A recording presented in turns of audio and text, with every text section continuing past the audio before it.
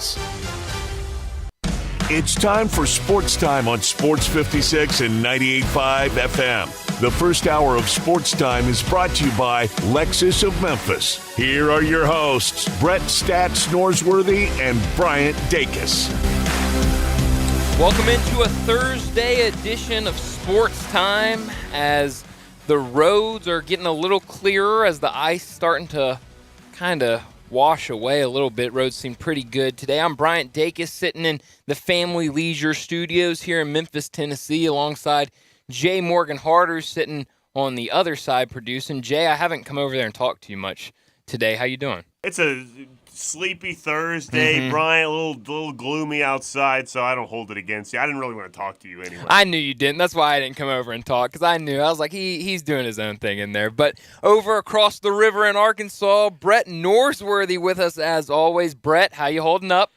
I'm doing well, man, and it's amazing what 32 degrees and north of that can do. And we're starting the big thaw, and we'll really get it tomorrow with a lot of sunshine, and with that, it's going to be a lot of this stuff cracking and breaking from up above, and we just all of us just have so many damaged limbs up in these bigger, older trees from last year. Yeah. And heck, every time the wind blows, everybody realizes it from last year. So we're going to have it tomorrow. Hopefully, we can get the power for those that are out there suffering and been without power.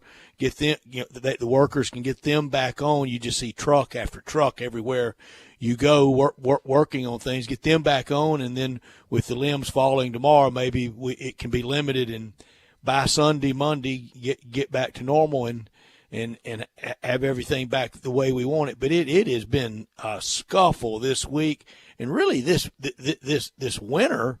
Yeah. And the last couple winters with the major winter events we've had, that oppressive just record cold around Christmas and ice storm then, and last year ice storm, and the year before the record snowfall. I had 22 inches at my house, and that's just something like we're not built for an inch, much less 22, and we're good for about one ice storm every 15, 20 years, and we've had this. So we want everybody to listen in. Like you said, we're in the Family Leisure Studios. We're family and fun come together. 2120 Witten Road, and we're going to get to summertime weather for everything we can enjoy out at Family Leisure. They have plenty you can enjoy now during the wintertime, but summertime's our time at Family Leisure, and we'll sure get there. But so much to discuss. On the Grizzlies panic freakout meter, has yours toggled up any? Oh, what did I say mine was last time we talked? Probably about a 5, did I say? Were you that high? I was 1. I don't know if I was that. I might have been like a 4. I'm probably still pretty even. I mean, I'll stick with 4. I'm still. I last night didn't change anything on that front for me. Most of what's happened to the Grizzlies, it's called the season. It's called life. It's called life in the big city and life in the NBA, and playing better teams. The target on the back of the Grizzlies, I think that's a major factor. Certainly, a lot of the Western teams may be motivated by, bring your own motivation. Yeah. Maybe motivated by Ja's comments. I don't want to get too mad at him. I think everybody should be themselves. Oh yeah, themselves and themselves, and he is, and the Grizzlies have been. And if that's talking, that's irritating people, and that's what those other teams have to go to. If they have to kind of go to the whip for their motivation with that, well, how long is that going to last? You hear people say that big rousing win one for the Gipper pregame speech by college football coaches last until about the opening kickoff. That's right. And Can these teams be fueled by that quote this long? No, I think, the first couple games you saw it, I think the first month, but after a while, I mean, people are going to forget that. This is the same Grizzlies team. They talk a lot. They don't show up their opponents, but they have fun while they're on the court. And last night just didn't fall the way they wanted it to fall, 122-112 loss against the Trailblazers. And I saw a lot of people debating Portland's uniforms on Twitter. That seemed to be the big buzz early in the game. I wasn't a fan. I think it's supposed to be a play on their airport or something. I wasn't a fan of it. Yeah, the carpeting. Yeah, in the airport, right? That's correct. Okay, yeah, not a fan of it. And that's what the PDX stood for on there. PDX is the airport code they have. Right. The carpet has like this very 90s geometric print, and it's like an X it makes kind of, and it's supposed to symbolize the northern runway and the southern runway, or maybe it's the east, two directions runway runways, yeah. coming together. It's a pretty cool design, honestly. Interesting. Okay. With the carpet or the jersey? The carpet. Well, it's a black jersey. The only part that is part of the carpet is that blue Is the stripe bluish, that goes yeah. across it. And if So- you zoom in really okay, far, you so can see the geometric pattern The on it. carpet in Portland is not black. No. Okay, I thought it was like black with the blue lines. No, the blue is the Okay. color of the I carpet. see. I've never been to Portland. Y'all ever been? I've never been to Oregon. I've never been west of Oklahoma. So I've never been. I've been to California, but I've never been north of San Francisco, north of the Golden Gate Bridge. interesting. So I've never- no Oregon, no Washington, no Idaho, I've been no to Vancouver. I've been to Washington. I've never been to Oregon. I went to Washington driving up to Canada. Ooh, so you've been to Canada. Have been. Interesting. I've never been to Canada. Never been outside And the country.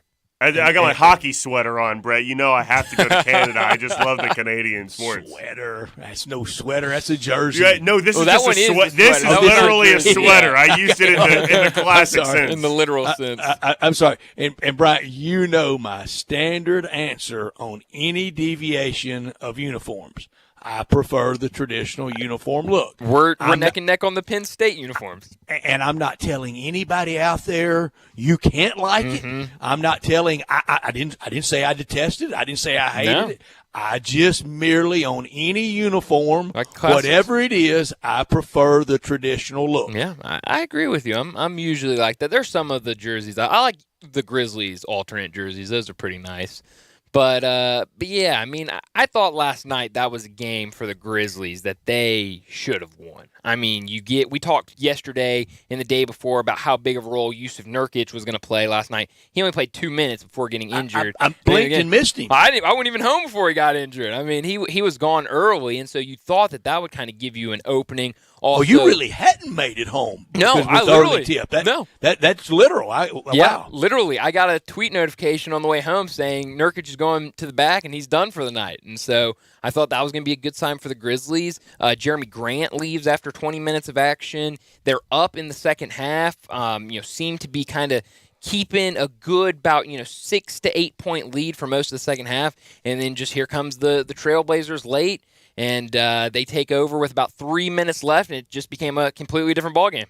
It did, and that's a loss. I'm going to get to it in a second with the top story. But that's a loss that you can circle that one if you finish a seed back, and that's the game that would have vaulted to a seed ahead. That's one you can probably keep circled for sure.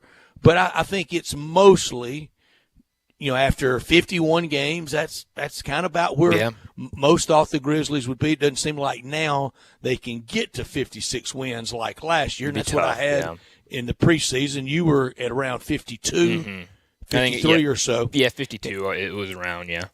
Another story from the day, did it cause any alarm to you, the comments by the New York Giants player about Nick Sirianni, basically just he's just standing there. Anybody could win with Eagles. On Good Morning Football, I saw that this morning. That seems like a Jay Morgan quote. I took words right out of my mouth. That guy, Brett, you, me, Bryant, my mom, my dad, my dog could stand on the sidelines and win 14 games with the Eagles. You name them, they could do it. I mean, they're a talented team for sure. They've got plenty of weapons on both sides of the field. I think it's just part of, at the end of the year, the teams that aren't in, they're doing the whining. Yeah, that's pretty much. But I also like the divisional rivalry. You're not going to cheer for them. Might as well hate them and might as well take shots at them until the next time Micah you see 'em. Parsons is rooting for them. Okay, I wanted to talk about the other day. Do it on a bad and team. I completely forgot about it. What do y'all think about that comment by Micah Parsons?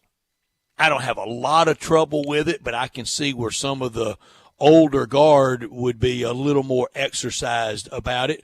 Bart Scott this morning, he really went off about it on one of the morning Get Up talk shows on Get Up, and he said a lot of things I really kind of agree with.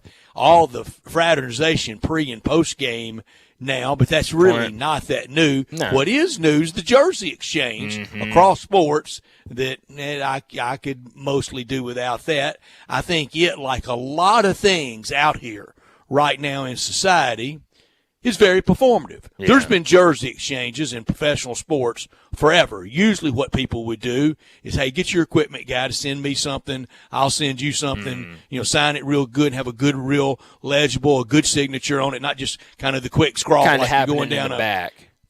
And now it's got to be so performative, on like the so court, much where all of the cameras can see it, and all the bro hugs and all that. And Bart Scott, he said about that kind of what I agree with, that I don't know how much you should be rooting against, but I don't know how much I'd be for you in a division. Yeah, I'm kind of the same way. I mean, it's kind of weird because I think there's a lot of – I've done it myself in college sports where it's like, oh, Tulane's in the Tulane's playing USC in the big bowl game, and you want your conference to succeed, and we want all our conference teams to win and do good because it'll look good on the conference.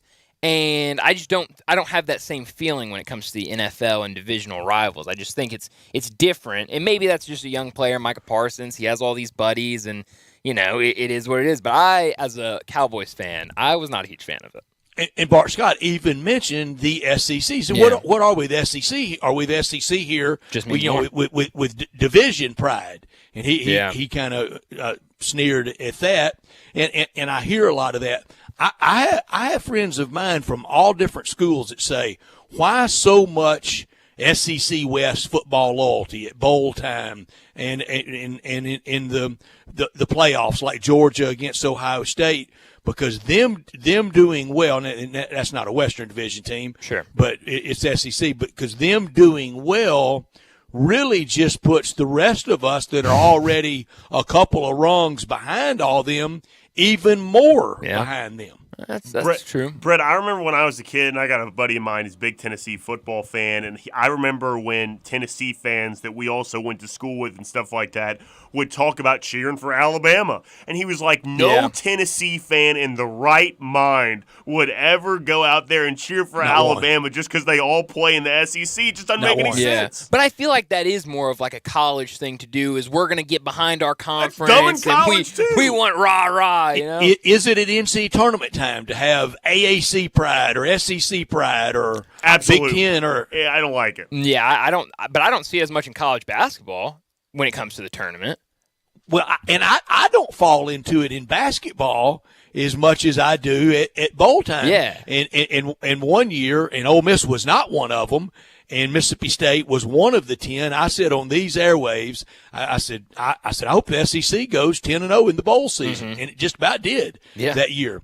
Was some Ole Miss fan got so mad. That's when TeleSouth was our distributor, like Learfield is now, and got a hold of the second in command, which that person didn't realize that this person was a strong ally or of mine, and got a hold of her in Jackson and said he should be fired immediately for pulling for Mississippi State. She said, we like him just like he is. It just means more. But it is interesting to kind of see, because you're right. I mean, I've never seen a fan of Ole Miss or Tennessee when it comes NCAA tournament time going, oh, man, let's go Arkansas, let's go Bama. Not as much. No. I got in trouble on these airwaves in 1996 over Mississippi State in the Final Four. Really? By merely asking if it was reversed, Ole Miss fans, do you think State would be pulling for you? And because I'm not saying I was pulling for State that year, but I kind of liked the magic carpet ride they got on with Dante Jones. There was a point in that NCAA tournament, Dante Jones could have thrown it in left-handed hook shot from midcourt like Meadowlark Lemon. He could not miss. And then he got cold on Saturday, the Final Four, and couldn't hit the backboard. And I mean, it was on then between Ole Miss and Mississippi State fans. We kind of asked that last year about Omaha. Hey, State fans, are you kind of pulling for Ole Miss this year since State won it last year? And you remember the reaction we got. So football, I'm kind of like that. It basketball or baseball, I'm not as dug in. It sure is interesting. Brett, my high school basketball coach, big. I'm not going to out who he is or where I went to school because people can connect dots. But he is a big Mississippi State fan, and he's a very loyal listener of Sports 56. So every week on Thursday, today, on John Harden's show, Evie Van Pelt comes on, and she does a great job with the Rebel Walk. We love Evie, yeah. And every week when Evie comes on, he says, I just can't listen to this segment. I just don't want to hear what's going on with the Rebels. I just can't listen to this segment anymore. So you're right. There's no love lost in that regard. And to the older guard Tennessee fan, I don't know if your high school mates meet this, but there was a time, and then it was a long time ago, before the SEC went to divisions for the 1992 season when Arkansas and South Carolina joined the league.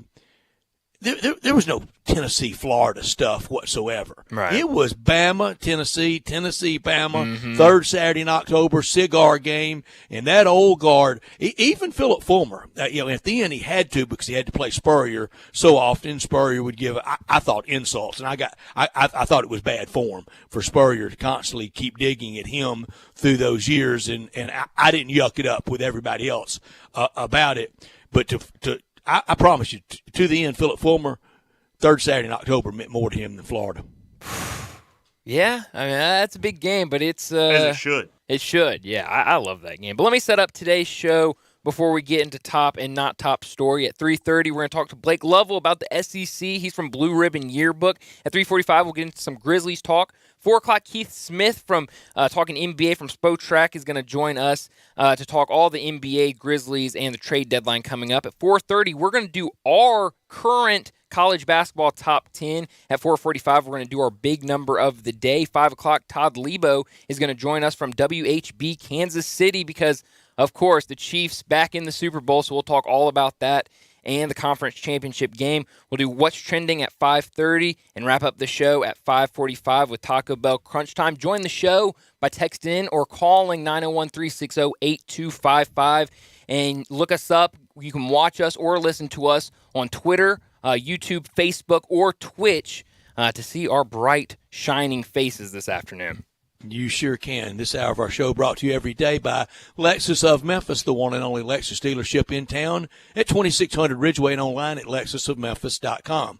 Call them at 901-334-9673. Great offers on all the 2023 models and always special leasing options. Drive in luxury and confidence knowing that every new Lexus comes with complimentary first and second maintenance services. Stop by today at Lexus of Memphis at 2600 Ridgeway and put yourself in the driver's seat of the all-new 2023 flagship LS500, and you'll be looking and you'll be driving in style. When you purchase a Lexus, you get top-of-the-line engineering and design they make for the luxury driving experience. Online at lexusofmemphis.com. Experience amazing at Lexus of Memphis. Top story of the day. My top story of the day is the Grizzlies fall 3 games out of first place in the West and 32-19 on the season after the loss to the Trailblazers. I said it earlier. I thought that was a game that they could have and should have won, but just late they couldn't do enough to close it out. There were a lot of bad shots throughout the game, and it was another kind of bad game from 3 for the Grizzlies, only shooting 24.3%. But they get the Cavs tonight so they can bounce back in a game on TNT tonight and against a good Eastern Conference opponent. Yeah, all TNT tonight, no local crew tonight for that game. And I'm right there with you in my top story, worst loss of the year. Loss of the year for the Grizzlies. But it's not damnable. It's not one of those that's just unrecoverable. For one thing, it's February 2nd. Another thing, you're 32-19, you're off, you're having a good season, you're in the second seed. But right now, there are scuffles, troubles on defense, scuffles, troubles with rotations, troubles on offense. A little trouble with some coaching decisions. Nothing major, but suddenly Sacramento right on the Grizzlies' heels, and Denver with a little working margin, not that much, but a little more, 21-4 for the Grizzlies at home. 16 home games remain. And they can't afford many more home losses, and they can't afford many more like that last night. A lot of these games, the Grizzlies have a late working lead or a late lead and really can't hang on to it. Now, 15-16 against the Western Conference. It's simple math. You got to win games in the Western Conference to advance in the Western Conference playoffs. It's just that simple, and they got to turn this around. Tonight against the East, 17-3 against the East, must continue to feast on them. Not top story of the day. My not top story of the day, it looks like Nick Saban might have found his offensive coordinator, Tommy Rees, from Notre Dame. We've been kind of talking about what they're going to do at offensive coordinator, and it looks like Nick Saban's going to meet with Rees sometime today. They might have already met, but it looks like this is his guy as long as Tommy Rees wants to be the guy. Rees has spent a lot of time at Notre Dame. He was the quarterback there, and then took over as the quarterback's coach in 2017 before taking over as the offensive coordinator in 2020. He'd also be the youngest offensive coordinator under Saban since Will Muschamp in 2002, and I'm sure y'all remember the video of Rees, I can't remember if it was this year or last year, just going berserk in the booth at his quarterback, just yelling and screaming, "Do your effing job." So that might be going down to Tuscaloosa. Yeah, because they like to cuss. They do. I can assure you. And they like to run the ball, and the fans really like to run the ball, and he is an advocate devotee of that. But this has gotten a borderline untidy, the search for the coordinators, hadn't it? It sure It's has. usually just everybody jumping at it to get that blessing, at laying on of hands, to have that on the resume. It's just point A to point B to a head coaching job. He got Mike Loxley back into the head coaching job in the Big Ten. Yeah. Got Mike Loxley a head coaching job in the Big Ten. Watching Notre Dame the last few years, has that offense done much for you? No, not at all. I've been trying Tommy to will Reed. it to do something for Yeah. me. Yeah. It's very run heavy, very tight It end. is. Tail back. Is Derrick Henry walking back in that room at I Bama? wish. Bo Scarborough? Oh. Eddie Lacy? We going back to ground and pound Bama? Might be. We'll see. My not top story. It's today's not top story. Barring something major, it's going to be tomorrow's top story. Because we're building to Saturday's game for the Tigers. 1 o'clock, FedEx Forum. We'll get through. Maybe by then we'll have all the power will be back on. The roads will be clear, and people will be ready to get out. Cabin fever is definitely setting in for everyone. And we're ready for a big crowd for a big conference game. The biggest game to date of the year at FedEx Forum. I don't think it's even close that it's the biggest game. A&M was a big game around the holidays. Ole Miss, yeah, kind of for old time's sake, Yeah. but it was way back then. This one matters for a lot of reasons. The mock brackets have all kind of settled in, and the Tigers are firmly in just about here far and wide everybody's bracket. Of course, a couple of missteps, and they can be firmly out, just as they are firmly in today. You lose at home Saturday, lose next Wednesday at South FLA to the Bulls in Tampa. You know what we're talking next Thursday, Bryant? We're talking about the Barking Crow NIT bracket. We are talking Barking Crow NIT bracket, NIT bracketology, and we talk NIT bracketology unlike any other show. Oh, we do it the best we than actually talk anybody it. Nobody around. else does. Yeah, that's right. And you promised you wouldn't go back to that site this year, so I have not been there a single time. You I have have to not break found your it promise. germane to anything, and I don't want to go back. I don't think we'll have to. But don't you guys think Saturday should be festive? Look, I'm kind of using some of my thunder for tomorrow, and when we visit with Jason Munch tomorrow, because he did a podcast and he asked rhetorically, "Where's the buzz? Yeah. This is a 17-5 team. This is a team with Memphis players on it, playing for the Tigers. This is the team with a star, no doubt a star. The player of the year last year, and don't even send out the ballot, should be player of the year this year with the unusual quirkiness of last year at SMU, this year for the Memphis Tigers. This is Penny Hardaway coaching the team. seems like everything people wanted and asked for years is finally here. So Saturday, get out and go to the game. I agree. You also, this is a massively important game. You don't want to get swept by Tulane. Tulane's a good team, but let's not lose to them at home. Brad, huge stakes. I mean, this is a lot of chips in the middle of the table. And I'm ready for buzz. I can't wait to go Saturday. I'm ready for FedEx Forum to be rocking. Me too. I thought your not top story of the day was going to be that we have 6 more weeks of winter. Well, I think that rat gets too much publicity. Well, and that's all he is. There's a new and that's one. all he is a rat. There's Phil, and then there's Staten Island Chuck, and they both said different things today. I also found out there's a raccoon in Collierville. What'd he say? I bet there's more than one raccoon in Collierville. There were some in my roof a couple months ago. There's one that some brave woman literally held the raccoon.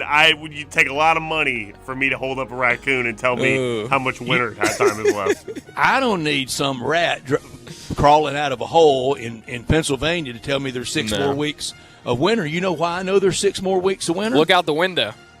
And that's how long it is until springtime. That's a good point. Those men dress very funny for 2023. They do. Very top hats. Talk funny, too. They do the scroll. Very old-fashioned. Very. But, old-fashioned thing, I guess. It looks like they're getting ready to do the introduction for the Lincoln-Douglas debates, doesn't it? That's exactly what it looks like. But that'll do it for top and not top story of the day. Let's get to our first break. When we come back, we'll talk some college basketball with Blake Lovell. Broadcasting from the Family Leisure Studio, we are Sports 56 and 98.5 FM. Is your wife asking you to stop eating junk food? Well, we have you covered at Humdinger's. It's quick and it's healthy, and most important, it tastes amazing. With many choices from salmon salad to rainbow trout and grilled asparagus. Come visit us for lunch at Humdinger's, 6300 Poplar Avenue. So good, Coach Penny eats with us weekly. Don't forget, Humdinger's offers full-service catering for weddings, social events, or your corporate lunches. You can call 901-260-8292 to find out more. Streaming only on Peacock. From the mind of Ryan Johnson, the writer-director of Knives Out. Miss Gale, you've got this gift. Always knowing the truth. I only know if something is a lie. The real trick of it is to figure out why. Natasha Lyonne is Charlie Cale. It wasn't an accident. I think there's been a murder. You watch too much Dateline. A new 10-part mystery series. Wolves on my fender. I gotta keep moving. I have been kind of a death magnet. Poker Face. Streaming now only on Peacock. Is your tub worn out, but you're not sure who to trust to replace it? With over 2 million successful bath remodels, people trust Bathfitter because we know how to do it right. We've been custom designing and manufacturing baths for over 35 years. Our unique tub-over-tub installation takes as little as a day with no demo to fit your busy schedule. And we offer a lifetime warranty on every tub. That's how confident we are in our quality and durability. Bathfitter, it just fits. Visit bathfitter.com to book your free consultation. A good friend of mine told me about this awesome place for lunch. Oh, yeah? What's the name? Neil's Grill and Bar, where the fat man rocks. Everybody knows Neil. Where's it located? It's located in Yorkshire Square off of Quince. And what's it like? The best lunch place in Memphis. You know, like real mashed potatoes and gravy. Everything is made from scratch. Monday through Friday, daily lunch specials like Monday baked chicken, Italian Tuesday, spaghetti, ravioli, Italian spinach, delicious fried catfish, fried chicken livers every Wednesday, Friday, Salisbury steak, barbecue chicken, or if you just want a vegetable plate, the best veggies in town. What about the lunch price? Meat and 2 veggies, $8.95. Meat and 3 veggies, $10.95. And veggie plate, $9.95. Big fat boy portions, man. Man, you're making me hungry. Come hear the best live local music at Neil's. Eddie Smith plays Sundays 5 to 9, Mondays karaoke, Tuesdays Debbie Jameson, Wednesdays Elmo and the Shades, Thursdays John Williams and the A440 Band at Neil's. Where the fat man rocks. Ole Miss Rebel Yell is back. The Rebel Yell Hotline Radio Show is back on WHBQ Sports 56 and 98.5 FM. Every Monday night at 6, hear the latest news on your Ole Miss Rebels with Yancey Porter with 24/7 Sports, former Ole Miss defensive tackle Mike Fitzsimmons, Gordon Ford covering SEC Sports Call, and former Ole Miss baseball announcer Gary Darby. From kickoff to free throw to extra innings, your Ole Miss Sports on the Rebel Yell Hotline Show right here Monday night at 6 on Sports 56, 560 AM and 98.5 FM. Your Mid-South Sports Station. Now back to Sports Time on Sports 56 and 98.5 FM. This hour is brought to you by Lexus of Memphis. Here are your hosts, Brett Stats Norsworthy and Bryant Dacus. Welcome back into Sports Time. Bryant Dacus, Brett Norsworthy with you. And we got to talk some SEC and college basketball with our guy from Blue Ribbon Yearbook, Blake Lovell. Blake, first off, thanks for joining us. Second, last night, kind of the big story in the SEC was Florida with a 67-54 win over the number 2 ranked Tennessee Volunteers. What do you make out of that game? And I know a lot of people have been kind of a little disappointed with Florida this year, but what do you think about them 6-3 in SEC play? Yeah, good talk to you as always, guys. I think the Gators are an interesting conversation because I feel like they're kind of in a long line of SEC teams in recent years that rack up some losses, but yet kind of have the strength of schedule and, to kind of support being in that conversation. 13-9 is not that exciting of a record now, but still when you look at it, they're 6-3 in the league. They've lost to most of the good teams that they've played, yet they've now, started to win some important games, which of course I think started with a Missouri win. They won at Mississippi State. Now they beat Tennessee. So they're trending in the right direction, I think, towards that. And, they've got an SEC Player of the Year, Defensive Player of the Year candidate, both easily, I think, when you look at Colin Castleton and, everything he's done. And I think they're starting to get more production out of other guys, too. And I think that's been really the key for Florida is we knew Castleton was going to, kind of be the guy, but now they're getting production out of other guys. And defensively, they've kind of surged into being one of the best in the league, and in a league that's really built around defense outside of high-profile offensive teams like Alabama, Missouri. I think that says something, and again, that strength of schedule is what's going to keep Florida in this conversation, I think. And for their first-year coach, that big home win, that's the kind of win that he can go to his donor base, his collective group, to recruits and say, this is what we want to get to. This is what we're trying to build here at Florida or recreate. After Mike White, who did a good job but left for Georgia, but more he's trying to sell more what Billy Donovan had than what Mike White had last night for Tennessee. Blake, and I love Rick Barnes. That puts me in a very, very, very small minority in this area. I love Rick Barnes. I think he's a good coach, but he scares me at tournament time, and here's the reason why. At tournament time, except for that first game, 54 is going to get you nothing in the tournament. You will not advance to second weekend in that second game with 54. You don't play on Monday night scoring 54 on Saturday. You can't score 54 in the tournament. No, you can. And I was going to say, Brett, it's like, we have, talk about like multiple data points and points of reference. Like before, it's like, well, you kind of have the trend over the years of that's kind of one of your points of reference there. And then the Kentucky game pops up. You're like, well, there's another one that's kind of now sitting there as a game that, they could miss 8 layups here and all of a sudden be in trouble. Well, last night, it's like they can go long stretches now again where they just cannot score. And just when you thought they were going to be able to kind of win that game and, pick the lead by I think 6 it was midway through the second half, I really thought, okay, this is the point where they maybe kind of take control here, but then they just hit a cold spell and just get outscored. I don't remember what it was. I think they only basically had 10 points the rest of the way after that, about 10 points in 10 minutes. And that is not going to get it done. Yeah, in the tournament setting, that's not going to be good enough. And that's where, as I've started to look at not just the SEC, but just basketball as a whole now, when you start to see some of these teams that have these kind of lulls offensively, like Tennessee has shown, you're much more.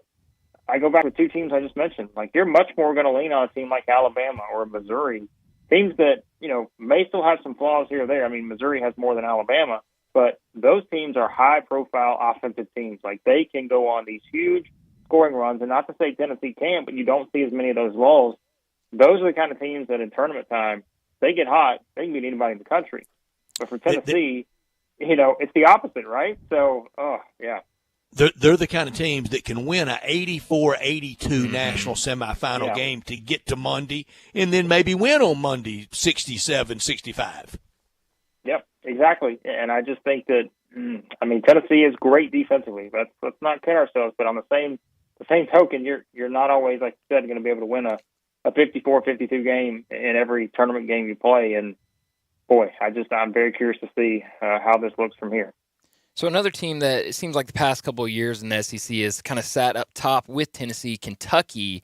A lot of people kind of calling them out and talking about this quote-unquote bad season they're having after the loss to South Carolina, but they've now won 5 straight SEC games, and currently in Joe Lunardi's bracketology, they're sitting as one of the last 4 teams in.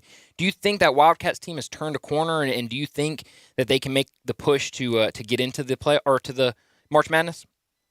Yeah, I think with Kentucky, it's honestly the most disappointing part is that, they're still losing some big games. And I thought the Kansas one, to be honest with you, and I know sometimes at this point in Lexington it's easy to overreact to every loss, but I didn't overreact that much to it because I think that was way more about Kansas than it was Kentucky. I mean, Kansas was in a 3-game losing streak, never lost 4 in a row under Bill Self, and just felt like they were going to find a way. To win that game. And it was kind of the same setup with Kentucky when they went to Tennessee, right? And it was Kentucky had to win that game, even though no one thought they had a chance, just based on they had just lost to South Carolina. But, I mean, the difference to me is that it's Cason Wallace. Like, he's the difference maker.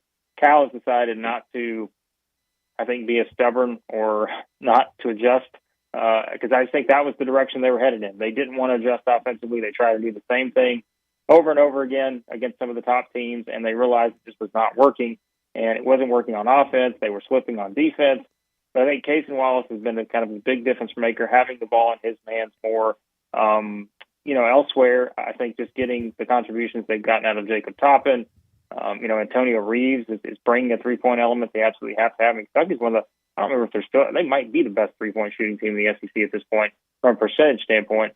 So all those things combined, and we haven't even mentioned Oscar Tshiebwe, right? He can take over a game at any time and change everything about it. So I think Kentucky has turned the corner, and I think as long as they continue to keep the ball in Cason Wallace's hands as much as they can, again, I know he didn't play against Ole Miss with an injury, but I think that was more precautionary. They're going to be fine because that's what we were not seeing earlier in the season. We didn't see them make those adjustments.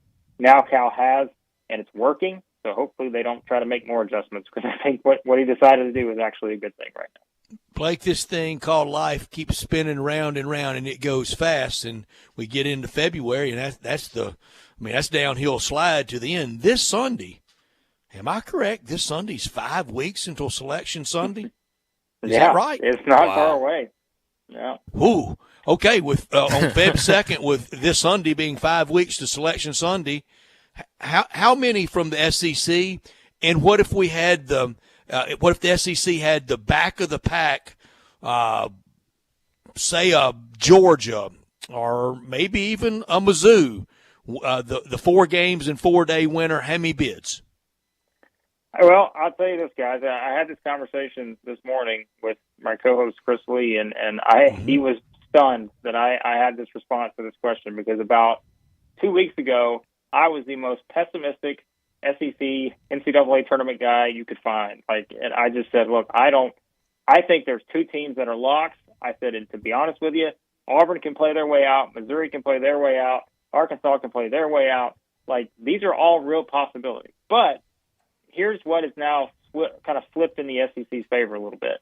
The net seemingly loves the SEC. There are 9 teams hovering around the top 50 now, which, again, is not a number I thought we'd be saying at this point. But here's what helped that. Mississippi State beats TCU. That helped them take a big jump. Florida's beaten Tennessee. That helped them take a big jump. Kentucky has not lost they don't have a bad loss in South Carolina, so that's helped them kind of jump up a little bit. Arkansas, Auburn, those teams, even though Arkansas is losing some games, they're doing what? They're starting to get back to that 500 mark in the SEC, which I think is exactly where they need to get. So believe it or not, my number is going to be 6. And I was the person who said I would set the over-under at 4 about 2 weeks ago. But I think what we're starting to see, if Kentucky's on the right track, I think A&M is going to play their way in because to me, it's like we have to ignore, the NCAA tournament committee is not going to ignore it, guys, but we have to ignore what we thought about Texas A&M a month and a half ago. This is a completely different team right now. They are No, we can't ignore that in Memphis because that's where the Tigers beat them. That is true. We can't do that, Blake. We're going to ignore everything except the December the Gotcha. 17th game against Memphis. All right? That's what we're going to ignore because, when you really look at it, it's a completely different team almost since that point, honestly. After that, they played the next game against Wofford, but they are just playing so well, and even the losses to Kentucky and Arkansas, I think A&M will find their way into the mix. Again, I think Kentucky will get there. Then that's where Florida beating in Tennessee. Well, all of a sudden, Florida's right there too. And oh, by the way, don't forget that if Mississippi State can somehow get back to 500, which I think is going to be a tall order, but it's still possible because they have the quality win opportunities. Even they could be in the conversation. Even if they were to get to, let's say, 8-10 in the league, win 3 games in the tournament, something like that. Now, with their offense, I don't know if it's going to happen, but I wouldn't completely discount them just yet either. So I'm going to say 6. And again, half of that 6 may be last 4 in. You may have 3 SEC teams among the last 4 in, but I just think that's kind of the direction we're trending in because the strength of schedule and the numbers kind of support that direction at this point. And this used to really not work that well for old buddy Seth Greenberg when he was at Virginia Tech, and he was always left at the altar and was always live. That was just 64 bids in those years. Tuesday and Wednesday night in Dayton's loosened things up a little bit. I say all that to say this. A&M helped themselves this year with last year's protest. Yeah, that's a good point. I mean, and I was saying even – oh man, I want to say after they started 3-0 because I think they beat Missouri about a month ago. They were 3-0 in the league. I said I'm starting to see what's going to happen here. They're going to find themselves in a very similar situation they were in last year, and quite honestly, they didn't do anything to help themselves in the non-conference again this year. I mean, really, I think you'd probably look at it. Memphis, Boise State were the 2 best teams on their schedule. They lost both of those, but that's where now they're trying to make up that ground. And again, that's where now they have 2 wins over Florida, who has just beaten Tennessee. So if you're A&M, you're rooting for all these kind of bubble teams because that's the only way it's going to help you because you need the big wins. And, because they only get Alabama once. They only get Tennessee once. They only get, Arkansas another time once. But what is all the common denominator there for A&M? And here's why I think they're going to make the tournament. They get Arkansas at home. They get Tennessee at home. They get Alabama at home. Their 3 biggest games left. They get Auburn at home, too. Don't forget that. Ooh. So, their 4 biggest games left on their schedule, I think, are all at home. And so that is kind of the luxury of their schedule being what it is.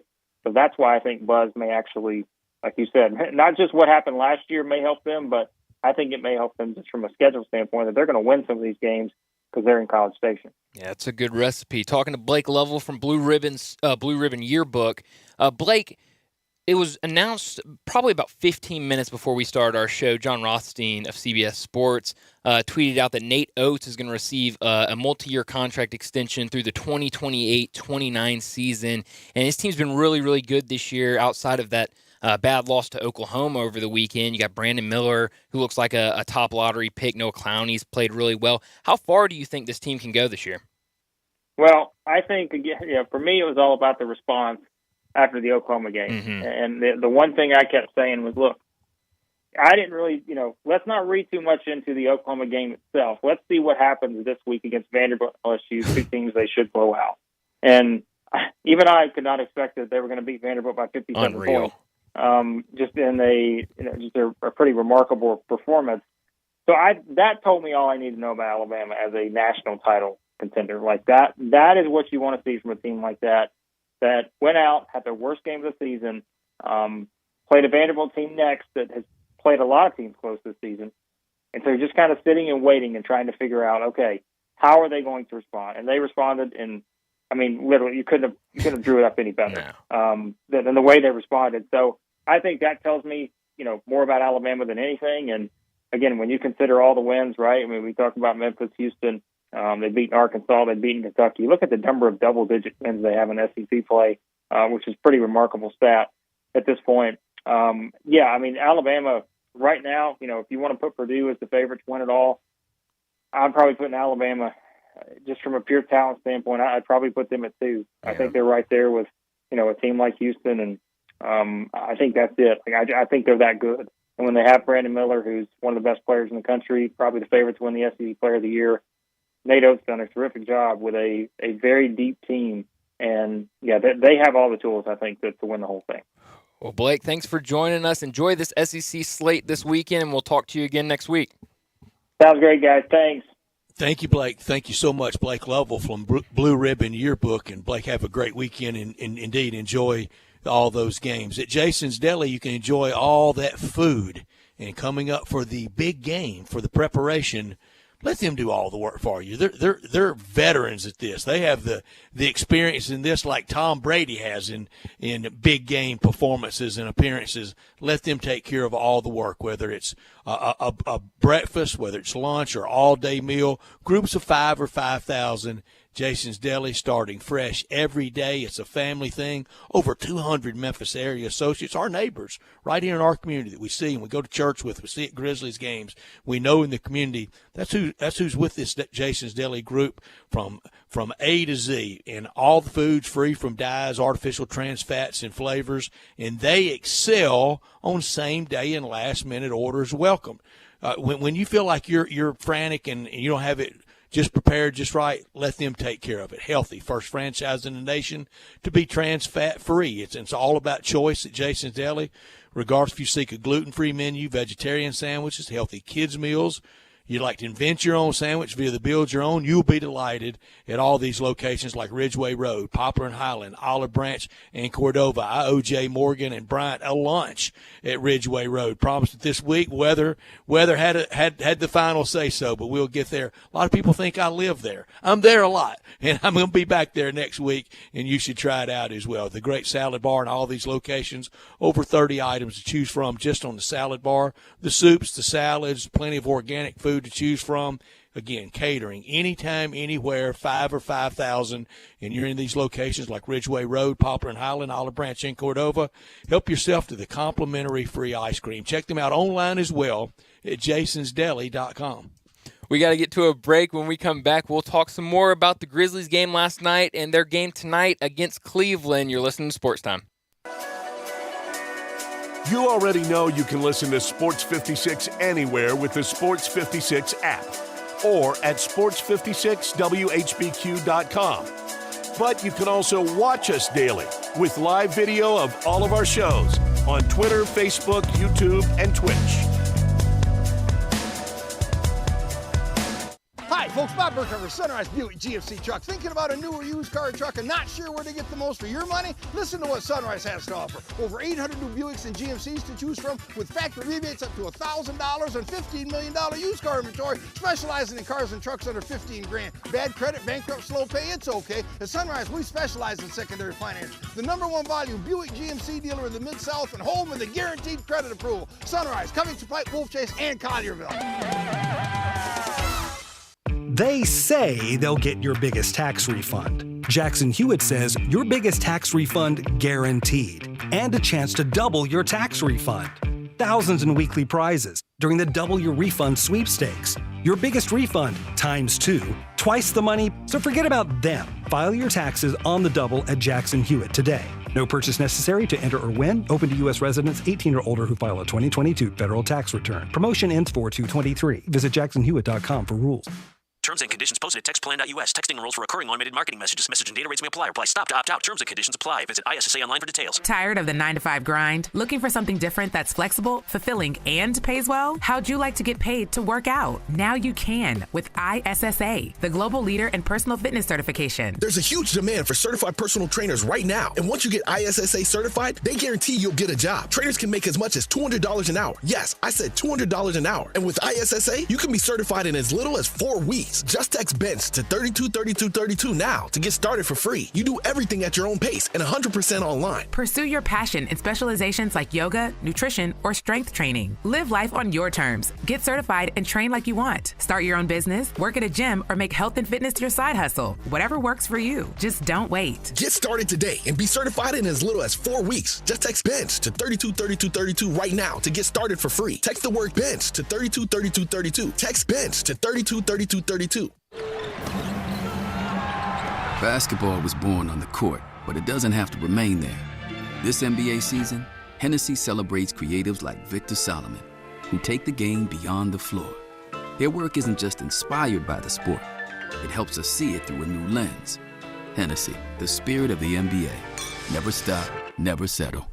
Please drink responsibly. Imported cognac Hennessy, 40% alcohol by volume. 2023. Imported by Moet Hennessy USA Incorporated, New York, New York. Hennessy is a registered trademark. Now back to Sports Time on Sports 56 and 98.5 FM. This hour is brought to you by Lexus of Memphis. Here are your hosts, Brett Stats Norsworthy and Bryant Dacus. Welcome back into Sports Time with Bryant Dacus, Brett Norsworthy, and Jay Morgan Harder. We talked about it a little earlier, but the Grizzlies fall last night to the Trailblazers, 122-112, but it's a quick turnaround as they're on the road tonight against Cleveland to take on the Cavaliers. Believeland. Is that what they call them? I think it used to be. That used to be. I that don't was know when if it still is anymore. that was when LeBron was when there. LeBron was there. That's right. Cleveland. The land. Interesting. The land. The land. That That's is what it's it, called. yeah. That's right. We got our first look at Danny Green last night. We were all pretty close on what we thought he would do. I thought it was good. I mean, get out there, get some run. Broken. Yeah, get some rebounds, put up a couple shots. Some of the shots were better than others, but I thought all around it was a good first game. Boy, he's out there in a lot of deals. I mean, I saw Bobby Marks' deal today. I mean, he's in a bunch of deals. I saw Bobby Marks' deal. Okay, y'all tell me this. Okay. Why is suddenly the answer to all things parade route OG Anunoby? For every team. For every team. I think it's just the prospect of a 3-and-D guy, and he's the one that's been thrown around. And I think it's also because it has not so much to do with the Raptors as much as it has to do with every team is so, especially with 10 play-in teams now, but even the teams outside the play-in, everyone is so competitive still, and everyone has a chance to make the playoffs. There's no sellers. Right. So we're pouncing so much on this one team that has been reported to maybe being a seller, and I can't think of another candidate. So it's really tightly compacted, but he is the he's kind of the Kelly Oubre of this year. He sure is. This was the trade I think you saw from Bobby Marks. I saw it before we started the show. Memphis receives OG Anunoby for Zaire Williams, Danny Green, and 3 first-round picks. You do that in 2 seconds, don't I would. Absolutely. But it looks like the reports this morning were that New Orleans is going to be a little bit of a bidding war. New Orleans doesn't want Memphis to get him. Memphis doesn't want New Orleans to get him. They're so not going anywhere. Who bids the highest? They're not going anywhere with him or without him. No. Memphis can. The Grizzlies can. In the front office, we trust. I'm not rocked at all by any of this. I won't be rocked if they sit still. I'm still mostly team sit still, but you don't pass on that. But I trust this front office. I said I'm not going to criticize them, and I'm not. But did y'all notice Walker Kessler's stat line last night? 7 blocks. Man. I already apologized to you, Brett, earlier this week about that. I apologize again. He wants another one. Brett, 7 blocks. He needs another one. I didn't want the first one. All the Walker Kessler hate last I want to hear you do year. it, Brett. No, because as I said, I missed just as badly on Moody and way back on T.J. Leaf and others. But how would you like to have him now instead of David Roddy? You can run in circles with doing that stuff to yourself. If we had this one instead of that one. Man, you can do that with plenty of people. I said this to you off air. I'd take him instead of the first pick right now instead of Laravia, to be honest with you. Laravia hasn't really panned out. I like what Roddy can give you. Yeah. I also think Roddy's ceiling is higher than Laravia's just in general. And I think Walker Kessler was Paolo's incredible. But Paolo. And you'd be hard-pressed to find a player that was less about, wow, if we get our hands on this guy, look what we can mold him into. Kessler was ready to play right away, and that's showing. Now, during my love affair and our courtship, I was always saying with that second pick for Walker Kessler last year. Absolutely. You were. I can't jump up there to the first one. But they should have taken, even with the 2 guys they took, they should have taken Roddy with the first one. They had to have heard somebody wanted Laravia, and that's why they did it. There was definitely something more. Because at least for my money watching the film, Roddy had more skill last year than Laravia did. Laravia is just the body that Roddy It's more, they drafted him more in projection than anything he did. Because that was his first year at Wake Forest, didn't put up great numbers at Wake Forest, kind of a little scared to shoot early in the season. So I think that was more just projections instead of what he did in college. Last night was a bummer. Right back at it tonight. I think that's kind of a good thing. Get on that charter late last night, get to the land, and get ready for the big early TNT game tonight. We talked about the crowd last night. We talked about the tip time last night. For early tip time, that adjustment and as rotten weather and just a bear fight to get downtown and get to the game, I thought great crowd. I thought it was a great crowd. I mean, from the opening tip, I thought I was so surprised when they started showing the camera around, moves back and forth. I was very surprised the amount of people because I thought it was going to be dead. And once they went to a review, so the official at the review table, he had his back where you could kind of see the kind of the upper reaches of the crowd on the opposite of the bench side of the table side. It looked very sufficient. And again, on just an all-world bad night to try to get down and back. There's nothing you can do to keep the Grizzlies faithful out of the FedEx Forum, Brett. It's like the mailman, not rain, sleet, snow, ice, whatever. You can't keep them out of the arena. That is a fair point. And going back to Walker Kessler, too, Brett, 7 blocks last night. He's put up stat lines over the past few weeks of 6 blocks, multiple 5 blocks, 4th in the league in blocks per game, even though Jaren doesn't qualify yet. Walker Kessler, Defensive Player of the Year. You want to start the campaign? I don't think we can do that in this market. I don't know if I can do that, and I don't know that I would anywhere for a rookie.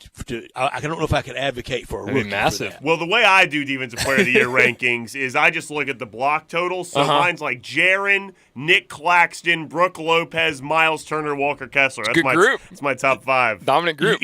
You think the way to win DPOI is just through blocks? It clearly is, because they gave it to Rudy Gobert, who's a god-awful defender just because he led the league in blocks that year. Can't guard the ball. There's a huge campaign right now. He's cup, though.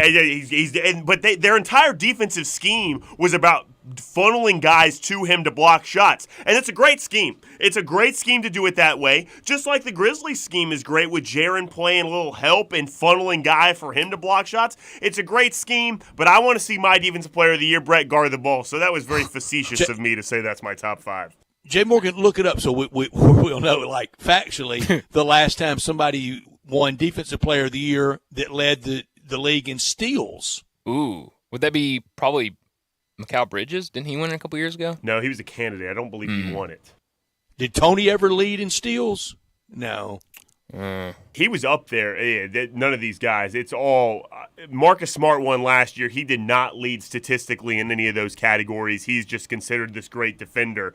Yeah, I'm going to name these guys, and you'll see Rudy Gobert, Giannis, 2 times Rudy Gobert again. Unbelievable. I can't believe he won 3 of them. Draymond Green, who's a great on-ball defender but not a top steals guy. Kawhi gets some steals. He won back-to-back, a good on-ball defender. Then you go back to Joakim Noah, Marc Gasol, and Tyson Chandler, all just block guys, guys that can't guard the ball. Little guys guarding another point guard on the ball. And that's been my theory forever. I didn't think Mike Conley was a great on-ball defender. Well, I don't think anybody advocates You're right. that Ja is. But who is? Who out there is really excelling at that with this point guard mania we have? Yeah. Mikal Bridges. Mikal Bridges, that's right. I think you're right. So big game tonight against Cleveland. Cleveland enters the game 3-4 in their last 7 games, and they've alternated each game, so this one's supposed to be a win for them if the alternating continues. So we shall see on TNT tonight, but we got to end the hour and get to a break. When we come back, we'll talk some more NBA with our guy Keith Smith.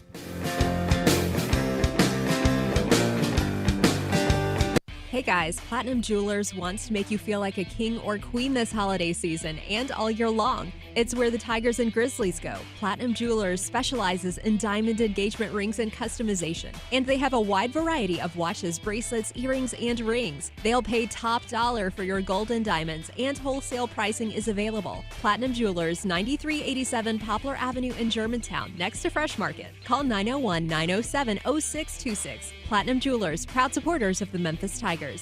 Texting enrolls you into recurring automated text messages. Consent not required to purchase. Message and data rates may apply. Hey, Dan, how you doing? Haven't seen you around the gym. Yeah, I've really fallen off. Since I turned 40, I just don't get the results I used to get. Could be lower testosterone. I went through it a while back. I got Nugenix Total T, and it's made a huge difference for me. I've seen that on TV. Is it for real? Oh, yeah. The patented key ingredient is something called Testofen, which helps boost free and total testosterone levels to help you trim up and stay lean. And it's made a difference for you? Man, I feel like I'm in my 20s again. At work, in the gym, and in the bedroom. Are they still giving out complimentary bottles for people to try it for themselves? Yeah, you just need to send them a text. Text JUDGE to 321-321 right now for your complimentary bottle of Nugenix Total T. Plus, text now and we'll include a bottle of Nugenix Thermo, our most powerful fat incinerator ever, to help you get back into shape fast. Absolutely free. Text JUDGE to 321-321. That's JUDGE to 321-321. Products and statements have not been evaluated by the FDA. These products are not intended to diagnose, treat, cure, or prevent any disease or illness. Hello, this is Joe Cordell. Cordell & Cordell is a firm that practices family law exclusively. We focus on only one area of the law to maximize our strength and effectiveness as advocates for clients that have everything on the line: their homes, retirement, savings, and most importantly, their children. We're the partner our clients count on. If we can be of help to you, give us a call. Schedule an appointment with one of Cordell & Cordell's Memphis attorneys. 6000 Poplar Avenue, Suite 225, Memphis, Tennessee, 38119. Nestled in the heart of East Memphis, located corner of Park and Cherry, is a beautiful residential neighborhood. I'm here at Town Village Audubon Park interviewing a new resident, Carolyn. Share with us why you chose Town Village. Well, if your parents or special friends need to make that big move, let me share with you my experience. It was tough for me to leave home, but then I discovered Town Village. I would like to highly recommend Town Village to you and your loved ones. After looking at all the amenities and meeting all the people and staff, I was hooked.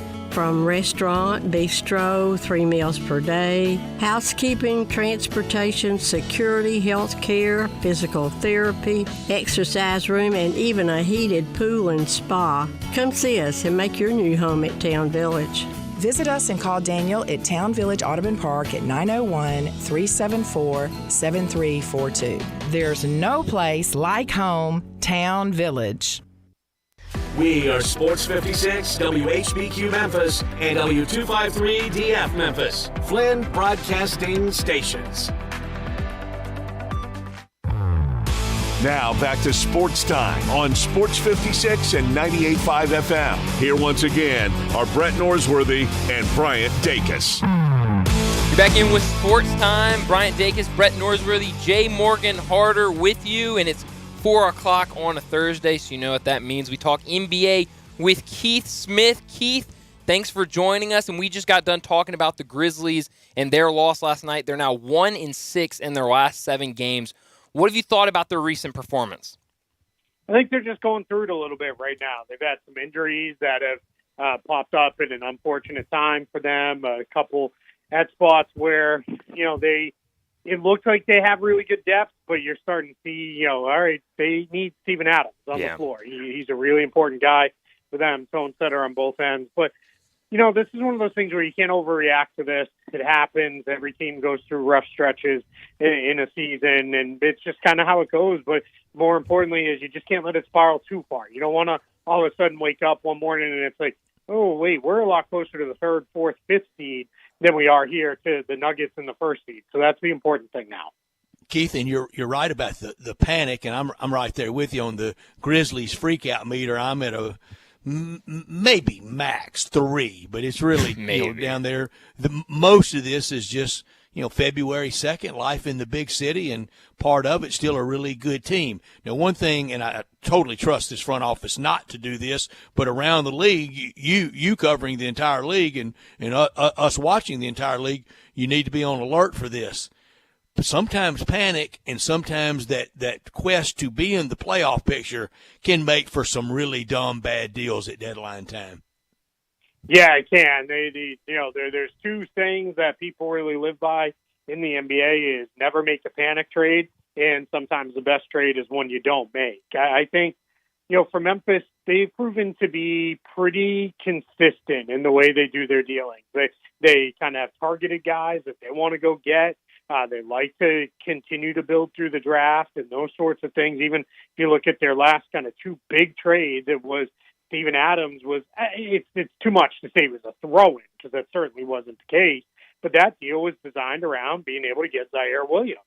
And then the last trade that they made at last draft was, we're sending out DeAnthony Melton, but we really want to get a draft pick here so that we can continue to build our core out. I think for Memphis, though, you're kind of reaching critical mass with eventually you hit a point where you can't roster everybody. Roster spots are not unlimited in the NBA. They've got all their own picks. They've got an extra pick coming from the Warriors. They've got this really good young core. It's probably time, not saying because of what's gone on in the wins and losses in the last couple of weeks, but it's probably time to really start thinking about, hey, what is that move we can make that takes us from really good, frisky team in the playoffs to, all right, we can start maybe making plans for late May and maybe even June. Did you just describe the Grizzlies' opponent for tonight, Cleveland, as well? Isn't that kind of the same thing, same formula? Yeah, a little bit. I think now for Cleveland is they made their all-in deal, right? They went and got Donovan Mitchell. And for me is that they're following a little bit of that Memphis path that has been said is, build around your bigs, get your defensive-minded bigs in there, and that's for Cleveland. That's Evan Mobley and Jared Allen. Then get your guards. They're going to do all the heavy lifting on your offense. For them, that's Mitchell and Garland. Obviously, for y'all there, that's Morant and Bane. But I think then it becomes, all right, at the wing, we got guys we like, but it's probably a spot maybe we could upgrade. Let's see how that comes together. And I think that's, kind of an interesting parallel that those two teams are on. Cleveland's obviously a couple years behind Memphis, where Memphis a couple years ago was getting into the play-in. Then it was, all right, now we're actually in the playoffs. In Cleveland, probably should have got through the play-in last year, but didn't. And this year, it looks like they'll get to the playoffs, and we'll see how it kind of goes. But, yeah, very, very interesting, kind of parallel paths to team building there between these two.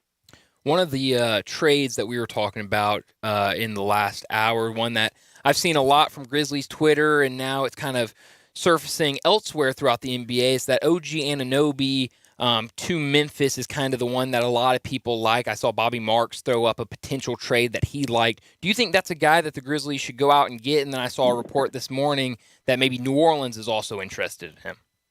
Yeah, throw a hand up here for me. I'm beating that drum too. Go get a guy like Anunoby if you can. And then what that does is now you are covered. You're deep across your roster. Yeah, you're going to have to give up some stuff. Probably a couple future picks in a deal like that, probably a couple of the kids you kind of like, but it's, to me, this is the kind of deal that separates you. This puts you right on that tier with Denver and probably Golden State, maybe Phoenix as the best teams in the West. The Clippers will put them in there too, and that's where you're trying to live now. This isn't time for the Grizzlies to continue to be, what a fun young story this is. It becomes a point where you got to move in. These windows of contention, right now, everybody's looking at it and saying, well, we got all these young guys, and a bunch of them are signed, and, we're going to be around for the next decade. That is just not how it works in the NBA. When these windows open, they tend to snap shut quicker than anyone ever thinks they're going to. And that's why I'm a big fan of, if you're close, go for it. Go get one. And they're a spot where OG Anunoby would make a lot of sense. I mean, when you start talking about late in games, deploying a lineup of Jaren Jackson, OG Anunoby, Desmond Bane, John Morant, and Dylan Brooks, or if you need to go big, you go with Steven Adams. That all of a sudden is a lineup where that's going to be tough to score on, and it's going to be tough to hold down on the other end too. Who's the young player that's on the Grizzlies roster now that in a few years, if they deal him, he will really make the Grizzlies pay? You will look up, even if it led to a title, wouldn't lead to a title. You don't look back with any regret. You get to the NBA Finals even, but other than that, you look back with regret losing what player? The guy who's most likely for that is probably Zaire Williams. Yeah. Because you're not trading Bane, you're not trading Jackson.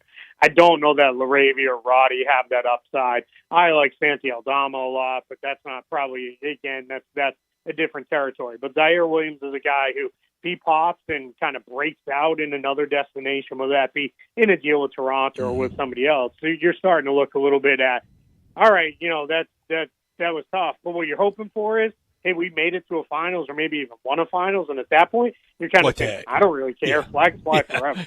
Yeah, that locks in signage, boxes, suites, everything for 10 years. You don't really look back with too much regret. And it might not even be the next team that Zaire could go to that you'd have the regret. It could be the team after that one, and he's in his 7th or 8th year, and you go, God, hey, that's a superstar now. Yeah, at that point, you're kind of saying, hey, we had to do what we had to do at the time, and you're basically betting on, hey, I'm betting on different guys to be my guys here. I'm betting on Morant and Bain are ready to carry us there offensively. Jackson's ready to carry us there defensively. We got to put help around those guys to go do this. And I kind of, again, I always look at it with these young teams where it is a little bit of, what are we waiting for? And notice, I'm not suggesting you trade any member of that core group. Though this is you're going to kind of win this trade or overwhelm your trade partner with volume. We're going to say, hey, we're going to give you 2 firsts or maybe even 3. That's what it takes. But we're going to also give you a couple of kids to kind of plus that offer up and go get there. And that's where, whether it's a guy like Anunoby or somebody else comes on the market in the next week here that we're not expecting, or, Memphis has been really quiet. They don't work a lot through the media. There's not a lot of leaks with them. So they may be working on something none of us have any clue is coming out there. I thought it was very interesting, too, that Chris Haynes noted in his new show with Mark Stein of part of what's going on with the Grizzlies is they don't want the Pelicans to get OG Anunoby. Part of what's going on with the Pelicans is they don't want the Grizzlies to get OG Anunoby. Those two are clearly staring each other down and saying, you know what, we're going to be facing each other for a lot of years to come, we hope, here in the Western Conference, and let's make sure the other one doesn't load up too much before we can. Talking to Keith Smith from Spot Track and the NBA Front Office Show. Follow him on Twitter at Keith Smith NBA. Keith, one of the trades that's already happened is with the Lakers getting Rui Hachimura. I was really excited about that trade. What can he bring to LA? Yeah, first and foremost, he gives them a little bit more size that they needed. That was a team that was basically playing one big, LeBron James, and a whole bunch of guards. And that was, okay, and they did okay with that, hung around just below 500, but they really, to go where they want to go, they needed to add a little bit more size in their group. And now you have the ability to play a little bit bigger without having to play 2 centers together, which would have been AD and Thomas Bryant. Now you can play, and they started it the other night in New York, AD, LeBron James, Rui Hachimura as your front court, and that gives you that. I think also they're looking for guys who can just kind of keep the offense afloat on games where Davis or James are missing, or when they're both sitting out and getting their normal rest in a game. You don't want to be so reliant on, all right, well, now we got to play completely, 5-out basketball and hope our guards are making jump shots, because that starts to get a little messy. So I think Hachimura is a good addition to that group, especially considering they didn't give up all that much to go get him. Around the league, do you think Russell Westbrook will be in a deadline deal? No, it's too much money. It's really, I think that ship of doing a major blockbuster trade like that is really sailed. We don't generally see those in season because it's rare that one, you have somebody who can almost just kind of match salary, just, 1 for 1. And then that turns into, hey, we've got to send you 3 or 4 guys for this guy. And that's just difficult to do in season because of roster spot constraints and all those sorts of things. So I think what we're more likely to see is Westbrook just plays it out in LA. And he's had a couple rough games here and there, but he's actually adapted to that role quite well. He sure has. For them. He's somebody I think, Derrick Rose made that late career transition where it was, hey, superstar, had the ball all the time, was going to be the lead guy, to, I can come off the bench. And for Derrick Rose, he did it a little earlier in his career, but he probably added 5 years to his career as a productive player. Westbrook may have added another 2-3 seasons here if this is the role he's willing to play. But the other question you got to ask is, well, he's willing to do this in Los Angeles on a team with LeBron James and Anthony Davis. You trade him to, Team X out there. Is he going to be willing to do that, or is he going to go back to saying, hey, I need to start, I need to play 35 minutes a night, and I need all the touches I can get? So another guy that's kind of been coming up in trade rumors with the Pistons, Bojan Bogdanovic, and kind of a guy that a lot of people thought could be dealt, but now it looks like the Pistons are rejecting some trade offers and said that they would even reject if they were offered an unprotected future first-round pick. Is this a guy that the Pistons believe can be a part of that team moving forward? Well, this is the time of year, the draft and the start of free agency, where everybody's telling little lies, and we all just kind of accept them, right? And it's one of those things where I think there's some posturing going on there, because if you were a team that came and said, hey, we'll give you an unprotected first, and it looks like, wow, there's a chance that might still be a pretty good pick, I think the Pistons would take it. Yeah. But I can tell you through my talks with folks around the league, also with folks in Detroit, they really like Bojan Bogdanovic. They feel like he is a guy who's going to age quite well because of what he does. He's not a guy who's ever been really relying on athleticism or anything like that. He's an outstanding shooter, and they have every intention of next season when Cade Cunningham is back, they're going to add another high pick to this group, and they've got a ton of cap and roster flexibility of being a team that takes that step forward next year. They're not saying, we're going to be a top 6 team and in the playoffs, but they want to be fighting for a play-in spot and maybe a playoff spot if all goes well, and that's where they intend to be. And that's why I think they're saying, hey, we don't feel like we have to trade Bojan Bogdanovic unless you come forward and bowl us over with an offer. He's another guy, too. He'd be a wonderful fit there in Memphis because he would fill a lot of holes that team needs as far as one more reliable wing scorer and shooter. That's those are the two guys where if they could, really say, we're kind of doing an all-in trade, Anunoby or Bogdanovic, perfect fits for the Grizzlies. Keith, you just made the great point last week with us about the tightly compacted West, and it's ever so tight. And in the all-important loss column, you can vault from way out of the pack to really into a nice seed where you could make some noise and maybe with some upsets get on a magical ride. For Golden State last night, they had finally got to 2 over 500. For just the second time all year, first time way back in December. They lose a heartbreaker. Now they're 1 over, and tonight they have a tough back-to-back and a tough opponent having to go into Denver. I mean, they were doing such good work, and to go into the weekend at 500 potentially. Yeah, this is what you've done when you kind of not intentionally threw away a whole bunch of games, but just weren't fully healthy, deprioritized the early part of the regular season, just kind of basically left it to, we just got to get in the playoffs and we'll be fine. What you've done is you put yourself in a tough spot because now it's, like you said, you looked up a couple of days ago and it's like, all right, they're maybe going to get up to that 4th seed. Now all of a sudden that's real, but now a loss and, you lose another game and now all of a sudden it's, all right, we're right back in the play-in tournament in that. And I think the big thing for the Warriors now is, they can get up to 4 or 5, great. That's where you'd ideally like to be, is in that range. But for the most part, it's just get us at least to 6, because you don't want to be in the play-in tournament because you have a bad shooting night. It's the closest thing we have to the NCAA tournament single elimination style, where if you have a bad shooting night, all of a sudden your season's over, and you're sitting here saying, well, what happened? And that's where it's tough. It's a lot of those teams in the West. The Golden State, Phoenix had a ton of injuries, but the Clippers, Dallas to some extent, they've kind of just said, we just got to get into the playoffs. And you start looking at it, it's like, well, that's cool when there's 1 or 2 of you doing that. When all of a sudden it's 7 or 8, and a couple teams are playing better than we thought, now all of a sudden your road's going to be a lot harder. And that's what you want to avoid. And especially for the Warriors, the Suns, any of those teams, not only is it about avoiding the play-in tournament, but you don't want to make your path of, all right, we're going to win 3 series on the road just to get to the finals. That makes that, kind of repeat opportunity really, really tough.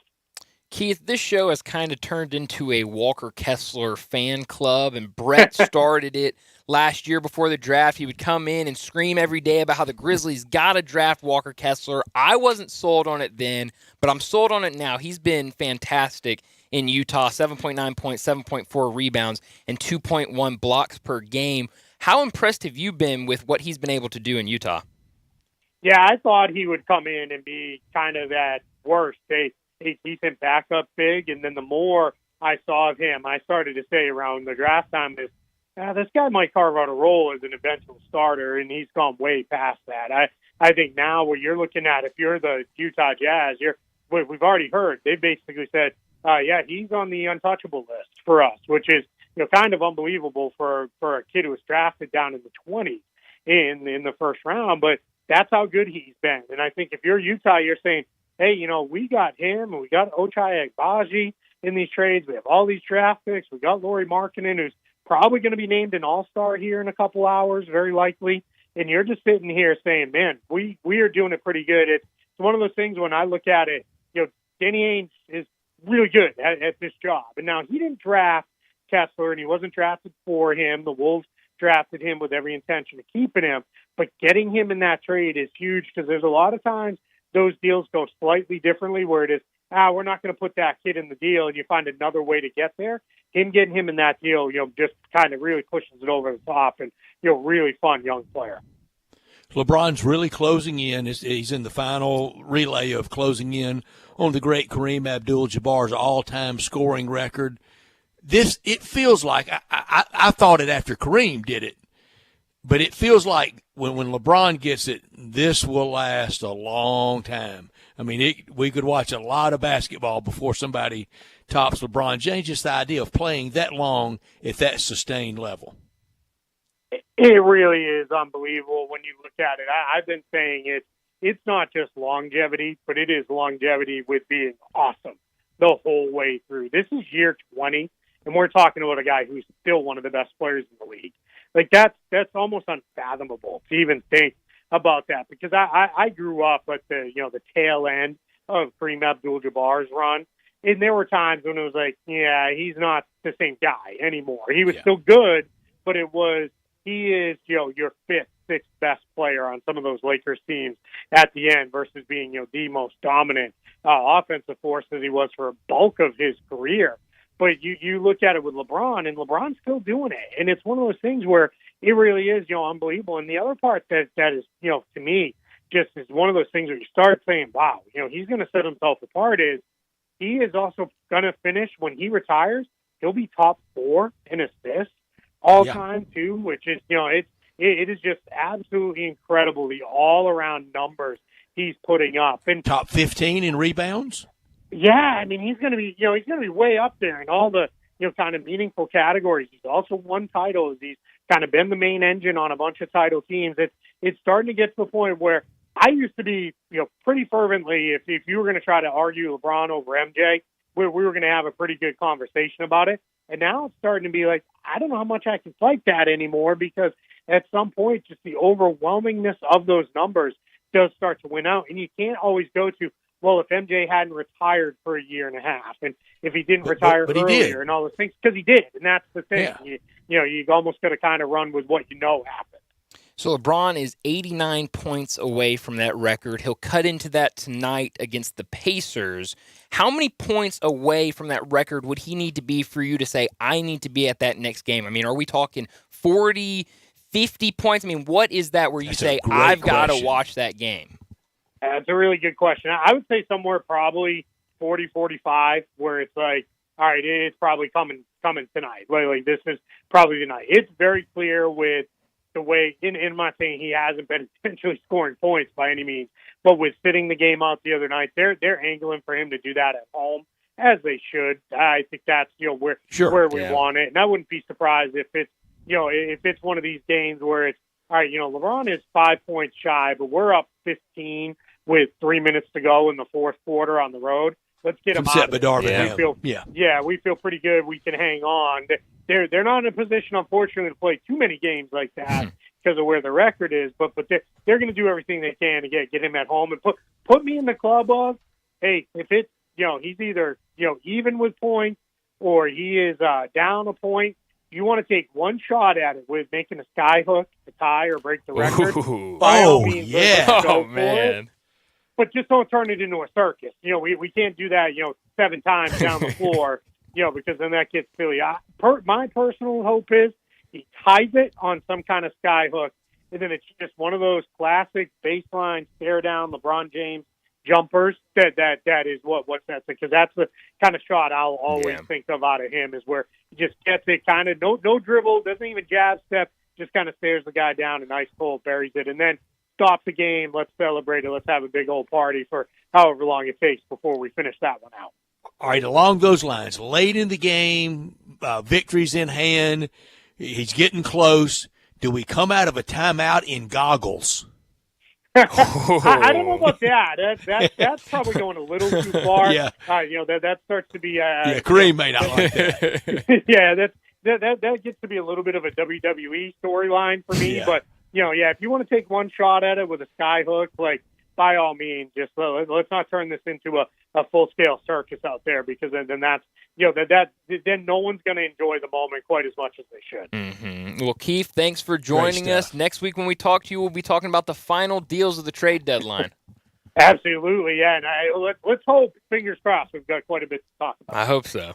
We will. Thank you, Thanks, Keith. Keith. You have a great weekend. Thank you so much. Keith Smith with us from Spot Track, talking all things NBA. He's with us every Thursday at 4 o'clock, year around. Before we got a team in Memphis, Zach Randolph's my all-time favorite player now. John Morant could eclipse that before he's done in Memphis easily. But before that, before we got a team, it was the great man, Kareem Abdul-Jabbar, and just the regality that he always carried himself in his career on and off the court. We talk about him breaking that record of points. He's going to do that. And Keith mentioned way up there in assists. Mm-hmm. But he's also, I mentioned, a possibly top 15 finish in rebounds. I looked it up at Basketball Ref. He currently, right now, he's at 35th all-time in rebounds, 10,560. So to get into a top 15, he'd have to get another almost 4,000 rebounds. I don't know if that's attainable. No, I don't. I think that might be a little much, but maybe. I mean, he'd be close. He'd certainly be close to it. Top 10 in steals too. Oh wow. Top and they're in steals as well. Jay Morgan, he's up there in all of them. You know, I like him, and forever I said, for no other reason, how much I liked him. I know I like him more than his loudest critics at the time was buffoon Skip Bayless.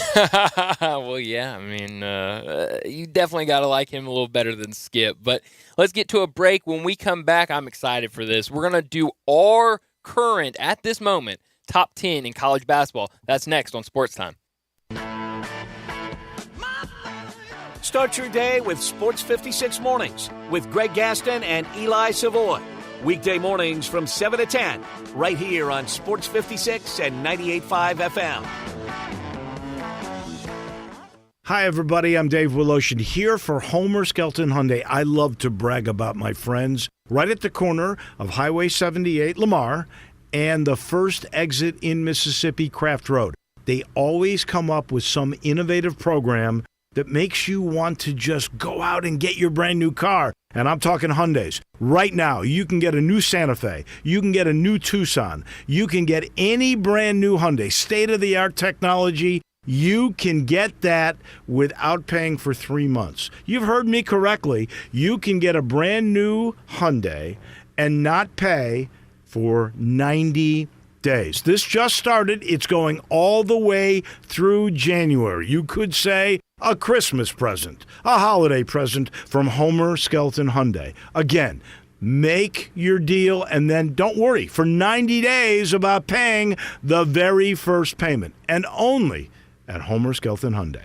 I'm with John Burgos from the world-famous Rendezvous in the Alley since 1948. Brett, I want to talk about our seasoning and sauce today. Our sauce is a great blend of sweet, mustard, and vinegar. It's good on so many items other than barbecue. It's good on pizza. People use it in lieu of ketchup. But our seasoning is the original dry rub, created by my father using a mixture of Greek and Cajun spices. People think our sauce and seasoning are good just during the grilling season. Nothing could be further from the truth. It's good year-round. Our seasoning is good on fish, chicken, deviled eggs, corn on the cob, French fries. People even put a dash in a Bloody Mary. To get a complete list of all of our recipes using our products, go to hogsfly.com, click recipes, and you'll see 50 wonderful items and dishes. And Brett, our sauce and seasoning is available at most grocery stores, and if they don't have it, please remind your grocer to stock it. And our slaw is also available at most Kroger stores. Thank you, John.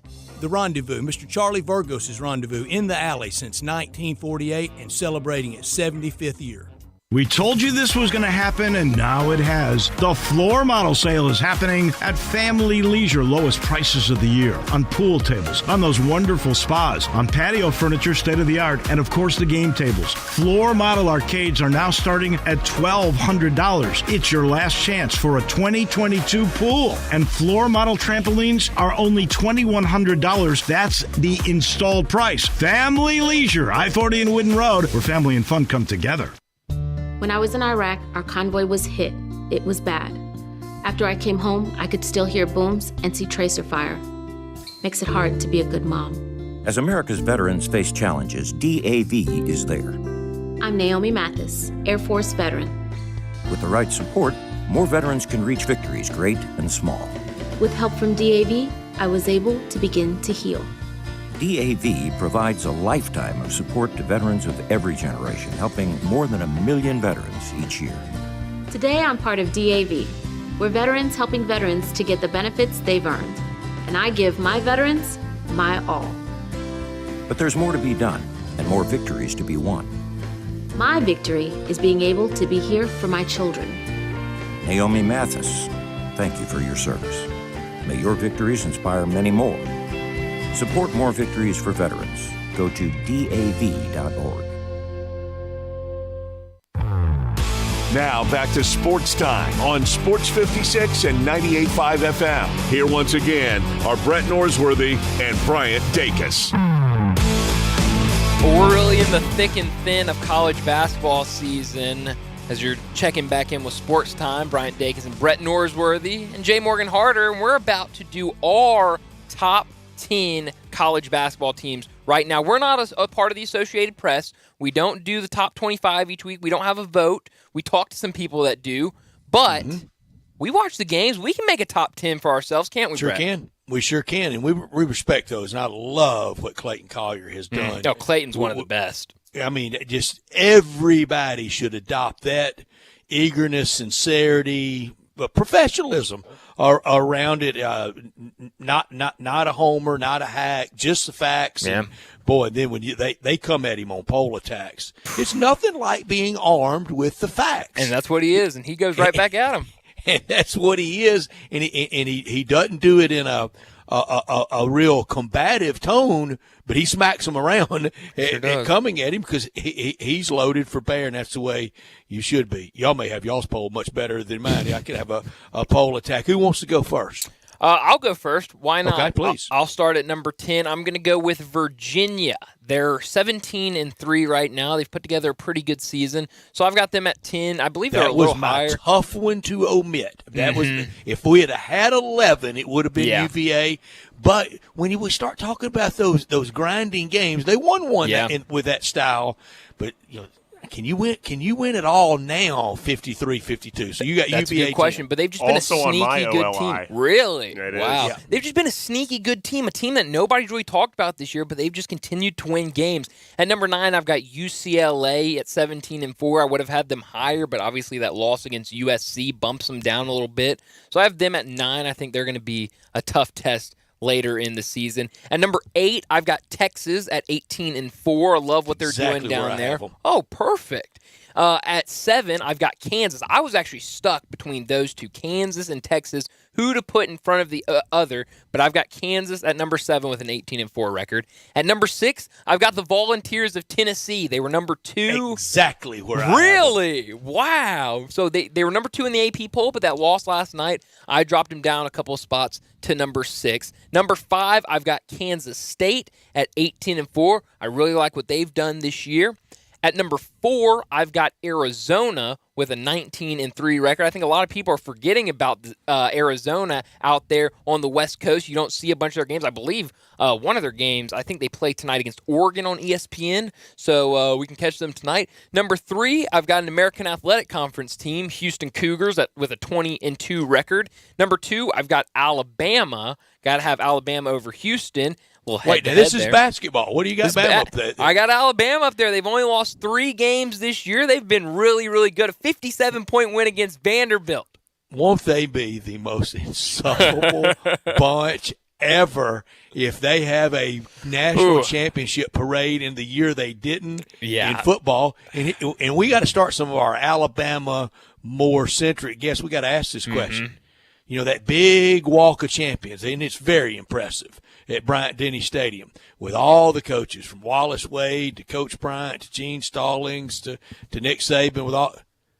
Do you put up a basketball statue out there? Well, I mean, it would take a lot to put up a basketball statue. Well, if you want it all, I mean, that's walk of champions, isn't it? That's a good point. Maybe Nate Oates gets the extension. So your number one's Purdue. Number 1 is Purdue, and Brett. A sleeper in the SEC baseball this year is Alabama. They could make a run in baseball, too, this year. How about that? And we were talking sky hook with Kareem and with Keith Smith, with Kareem's patented shot, and if LeBron would do it as a tribute, a pie into the great Kareem Abdul-Jabbar. I wouldn't mess with him right now in season. The second the Purdue season ended, I would start teaching Zach Edey the skyhook. You got to teach him something. I mean, that right next to the basket. If you can add a skyhook in there, that adds a lot. All right, Jay Morgan, I'm going to let you go. You'll let me go second? Well, that's very nice of you, Brett. I do my rankings a little bit different. Mine is going to be I stray very far from the AP poll. I hold the eye test highly, and I also hold defense very highly. So I'm going to go starting at number 10. I'm going to go Rutgers, the Scarlet Knights, and I know they've done some losing lately, especially in Big Ten play, but 2 of those losses are on the road. They had an Ohio State loss on the road, ripped away from them. One of the best defensive teams in the nation. I think people are sleeping on Purdue. Rutgers. They're my Jay number Morgan, 10. where is your bell? The great bell you have. I was just reaching for it, Brett, to hit the bell. I was just reaching for it. I felt like I needed it after I had to punctuate each of these. Do you have it handy? Absolutely. Do you have your bell? Bring it out. All right, because we need the bell out for this, because I'm going to ask y'all a question about Rutgers. True or false, Rutgers has been to a Final Four in its basketball history? True. Jay Morgan? I was going to say true, but I can't say the same thing as Bryant, so I'm going to say false, and one of us is going to be right. Jay Morgan's wrong. Bryant's right. Yeah. Ring the bell for Bryant. Yeah. They did. They went in 76 when Indiana was undefeated, and Rutgers was undefeated as well. Oh, wow. I didn't know they were in that Final Four. All right, so number 10, Rutgers. So they could get back. My number 9 is St. Mary's, the Gales. Good team. They're a very good team. Another great game tonight. Upset watch tonight against the Dons. Yeah. But this one's at home, so I'm thinking they can maybe take care of business at home. They got some tough road games. Loyola Marymount is one of them coming up, a team that beat Gonzaga. That's right. But St. Mary's a really good defensive team, and I wanted to include them in there as well. My number 8 team is another team out there. It's Gonzaga. Gonzaga is one spot ahead of St. Mary's. Wow, a conference tie. Kind of in the same vein as Bryant. I think people are sleeping on Gonzaga a little bit just because we talked to David Cobb about it too. It's because they don't have that flashy guy. Right. But they're a really solid basketball team, and Drew Timmy's a really good player as well. They're probably my worst defensive team in my top 10, but they're just a really good team. My number 7 team. Yeah, where are they in the defensive rankings? 60th overall. Wow. 99.6 points per 100 possessions. My number, 7? My number 7 team, Purdue, the Boilermakers. Wow. For me, I understand their record, but I don't look too far into record. I'm really looking I want my top 10 to be the 10 best teams at the end of the year. These are going to be the final. The final 10. You could fill out your bracket based on my top 10, and for that reason, that's how I was picking. Exactly. I'm picking. This is the best 10 that will be there at the end. And with Purdue, the more and watching them last night, if I'm another coach, this sounds simple. I go right at his chops. Right. I get me a 6'6", 6'7" athletic guy that goes right to his chin. I agree. I think their metrics rate them really highly because they have Zach Edey shooting every shot around the rim, taking 30 shots a game. 7'4". I think that team is way too fragile to be considered one of the top teams in the nation. 7'4". You can't. That's a great point, Brett. Every time you make it, I'm like, you know what? He's right about that, though. My number. We'll ring the dang bell then when I make it. That's exactly right. My number 6 team is UCLA. Another really solid defensive team. I forgot to ring my bell. A solid defensive team. They return a lot of players. Jaime Jaquez is one of the finalists for Player of the Year. Tiger Campbell's a point guard I like a lot, and they're a good defensive team. But they've lost 2 straight now, albeit both on the road. Yeah. My number 5 team is the University of Alabama. Roll Tide. So it's the first time we see an SEC team. I actually think they're better on defense than a lot of people. Fifth and get Nick Saban fired. Exactly. And maybe the same should be said for Nate Oates. No, probably not. But just outside of the Final Four for me, Nate Oates is doing a great job. I think everyone says how good they are on offense. I have Bama 5. And there you go, Brett, exactly. But they're actually better on defense than I think they get credit for. They do guard really a good amount, but they yeah. shoot such a high percentage of shots on offense, they end up giving up a lot. But they're actually a better defensive team than people give them credit for. My number 4 team is this American team. It's Houston, University of Houston, the Cougars. I like Houston, a very good defensive team, one of the few teams in the country that's top 10 in both offense and defense. But it's kind of like the old Gonzaga curse, or do you get a little sleepy playing this American Conference schedule as you get into the tournament? But 4, still a Final Four team. Number 3 for me is Arizona. Bryant, you had them at 4, correct? I had them at 4, correct. So I have them one spot ahead of you. I have them 3. Wow. Hey, Dave, look at us, Brett. Arizona, I just think they play really good basketball. That big boy they got is so good. Ballo, yeah. I'm so impressed with that guy. And they have a Player of the Year candidate as well on that team. Kirk Krissa. And I think they're a good defensive team and another team that's very good offensively. Number 2 for me is the Kansas Jayhawks. Wow. And I know they had that bad stretch of losses there. 3 in a row, right? They lost, but one of those was an overtime game against Kansas State. TCU's a good team. They go on the road to lose at Baylor. Beating Kentucky on the road does a lot for me, and they just got revenge on Kansas State at home. Kansas, I think, is a team. This is a type of Bill Self team that's really going to be rolling when it comes to tournament time. And my number 1 team in the country, it's the only team I've omitted so far, the University of Tennessee. I believe in Rick Barnes. I believe in this defense. I just think this defense is too good with as bad as these offenses are. I think a team that's consistent on defense night in and night out can win the championship. Not as good offensively as that Baylor team that won the championship, but I felt the same way about Baylor, and they did win the national championship that year. I think if Tennessee continues to control defense, they're the best defensive team in the country. I think they can win a national championship. Number 10 for me, Marquette.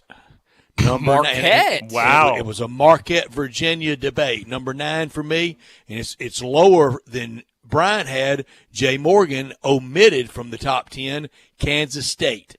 Number 8, Texas. Jay Morgan didn't have Texas in his top 10. Bryant, you had them at 8 as well. Number 7 for me, UCLA. Bryant had UCLA 9. Jay Morgan had UCLA 6. Tennessee for me at 6. So a big spread with Jay Morgan. Very same with Bryant. Yep. Number 5 for me, Bama. Same as Jay Morgan. And a little way down compared to Bryant at 2 for the Crimson Tide. 4 for me, and wasn't he born to be a Kansas Jayhawk? Grady Dick. He had to be a Kansas player, didn't he? He looks just like a Kansas player. He sure does. Number 4 for me, Kansas. 3, Arizona. 2, Purdue. And number 1, Kelvin Sampson, Houston Cougars. Okay, it's not Phi Slamma Jamma. They didn't ever win it. This team can. This team, and you think of all these cats on this team that's been in those big games, the big Memphis games in February, the Memphis games at Dickies Arena, the NCAA tournament games they've been to. They're tournament tested. They're ready for this year's run. And 67-year-old Kelvin Sampson, I would love seeing get his, if for no other reason, to stick it to IU and the goofy penalties he had to pay for too many techs. I would like that a lot. I mean, that's a good Houston team, like you said. I mean, with Marcus Sasser and Jamal Sheed and Tremont Mark, and then you add Juris Walker to the fold, the big center, the freshman. I mean, I like how long they are, like how long, athletic. Yes. You know, they're very interchangeable. You can use Shed in a lot of different ways. I like that, and we know how creative he is. And if they get to the Final Four, it's not at Fertitta, but it is in Houston. Yeah. And it would be at NRG, and it would be the ultimate home court advantage. I think you're absolutely right. And there's going to be 2 good games against the Tigers. What a good group of top 10s we had. A lot of fluctuation, a lot of different ways of looking at it. Nothing more boring than 3 of the same top 10s. I think we did a good job here. Not to pat ourselves on the back too much. Well, we can be self-congratulatory, can't we? All the weather people are. That's right. I love the weather people. Last night I saw the news person give it to the weather person. Go, all the kids love you. You gave them all week off. He had nothing to do with it. Yeah, it wasn't all the ice on the roads. It was the weatherman. And then they'll do like the promotion. You know, we were there with the 5 Live radar and the 22-day forecast. And they're on our side. That's right. Nobody's on our side like they're looking out for us. Right. At all times, 24/7. But let's get to a break. When we come back, we're going to do a different segment. We haven't done this in a while. Our big number of the day. We all have a stat of the day that we're going to share next on Sports Time. Be sure to follow us at Sports56 WHBQ on Twitter, Facebook, Instagram, and YouTube to watch live video of our shows, stay up to date with station events, and have chances to win prizes. Don't miss out on anything that's going on. Follow us at Sports 56 WHBQ. Step up your wings game at East Coast Wings and Grill. With 60 wing flavors and 7 heat indexes, do you have what it takes to turn the heat on your wings up to insanity? East Coast Wings and Grill is family friendly with a large variety menu to satisfy the whole bunch. Sign up today for their loyalty program and taste the rewards. For every $1 you spend, you collect a point. Earn 100 points and receive a $5 reward. Next to Lowe's off Highway 64 in Bartlett, come try America's best wings at East Coast Wings and Grill. Still overpaying for a razor? In this economy? Gross. At Dollar Shave Club, you can get a top shelf shave at a regular shelf price. We've been hawking shaving products for years online, and we're excited to bring you the same great quality and low prices at a store near you. From high-quality stainless steel blades to super smooth shave creams, Dollar Shave Club's in the business of making your shave easier. Find Dollar Shave Club in the men's razor aisle. Getting your Dollar Shave Club razor wherever you want. Isn't that great? Terms and conditions posted at textplan.us. Texting enrolls for recurring automated marketing messages. Message and data rates may apply. Reply stop to opt out. Terms and conditions apply. Visit ISSA online for details. Tired of the 9-to-5 grind? Looking for something different that's flexible, fulfilling, and pays well? How'd you like to get paid to work out? Now you can with ISSA, the global leader in personal fitness certification. There's a huge demand for certified personal trainers right now. And once you get ISSA certified, they guarantee you'll get a job. Trainers can make as much as $200 an hour. Yes, I said $200 an hour. And with ISSA, you can be certified in as little as 4 weeks. Just text BENCH to 323232 now to get started for free. You do everything at your own pace and 100% online. Pursue your passion in specializations like yoga, nutrition, or strength training. Live life on your terms. Get certified and train like you want. Start your own business, work at a gym, or make health and fitness your side hustle. Whatever works for you. Just don't wait. Get started today and be certified in as little as 4 weeks. Just text BENCH to 323232 right now to get started for free. Text the word BENCH to 323232. Text BENCH to 323232. Acura of Memphis invites you to experience the all-new, completely redesigned 2022 Acura MDX. It's the most advanced SUV Acura has ever built. Experience the convenience of full connectivity, including built-in Alexa, Wi-Fi hotspot, and wireless charging, from the stunning interior complete with third-row seating. Stop by our state-of-the-art facility and take advantage of our aggressive APR offers today at Ridgeway and 385. Or shop online from the convenience of home now. Visit AcuraofMemphis.com. Now back to Sports Time on Sports 56 and 98.5 FM. Here once again are Brett Norsworthy and Bryant Dacus.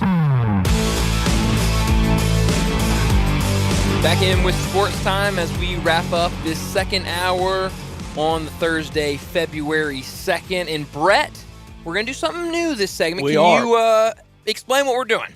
I love we used to always do a big number of the day, and we're gonna start that back today, and we will have it at this time going forward. And sometimes by next week we will have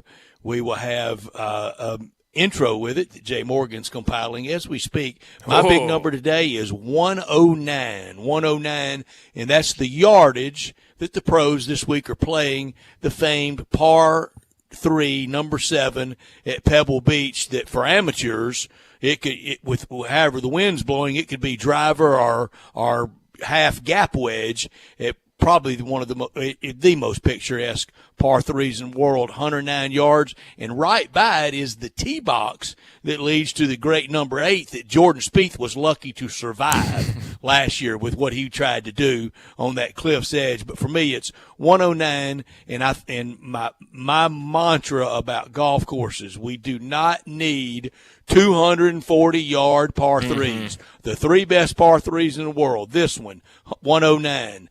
Number 12 at Augusta National plays around 150, 160. Postage stamp, same thing. Golf course people, that's what slows down play, is people up there on the us amateurs on a tee box on the weekend having to play a 200-yard par 3. We're not built for that. No, we are not. Jay, you want to go next? Sure, I'll go next. I have a bunch of options here. It's hard to narrow it down to one. I'll go with this one. Give us a couple. Last night, I'll just do one. Okay. Start with one if we have time. Last night, the Spurs lost to the Kings 119-109. They shot 55% in the game. It's the 125th time this year a team has lost while shooting over 50% from the field. Last year, There was only 132 all season. There's already been 125 this year before the All-Star break, 133 in 2020, 2021. So that's just an indication of how much scoring is up and how many of these teams are losing. It's way more often they're losing this year. So not even the All-Star break, 125, only 7 more games to go. We're going to eclipse it by a big number this year. That's incredible. Want to keep an eye on that, though, at playoff time. Because it'll revert to the means at playoff time. My big number of the day is 17. Not a huge number. That's how many overtime games the Warriors have played in the last 5 seasons. I saw this stat last night after their overtime loss. In that span, 5 years, they've won 2 NBA Finals. But that record in overtime games, 2-15. Whoa. Only 2 wins. And for the dynasty. And that one last night, that didn't feel soul crushing, but that felt like, all right, let's limp to the break. It hurt, yeah, but it didn't feel like a this is the end type of loss. Certainly not. Jay, you want to give another one? Yeah, I have another one for you. If you want it, I got it for you. Dame Lillard scored 7 points in 1 possession. So my number's 7. He scored 7 points in 1 possession last night. I did some digging. Okay. And that is either tied for or the most points scored by one player in 1 possession in NBA history. Wow. How about that? And it happened against the Grizzlies. It did. There's not an official statistic about that, so it was hard. But as far as I can tell, it's at the very least tied, but it's the most in NBA history. Wow. And I missed yesterday on kind of giving him his. Well, he got his, but too many others got theirs as well. Got theirs. And it wasn't Jurkic. Yeah, it was Anthony Simons. It was. He had a big game. His fourth quarter, what did he have? 13? Drew Eubanks also played really well off the bench. He played well. Trenton Watford from Birmingham played well off the bench. Anthony Simons had 14 points in the fourth quarter. He was pretty much getting whatever he wanted that fourth quarter. That was a scoring barrage they put on. Yeah. Did y'all have any afternoon golf action going today? I did. I want to hear it.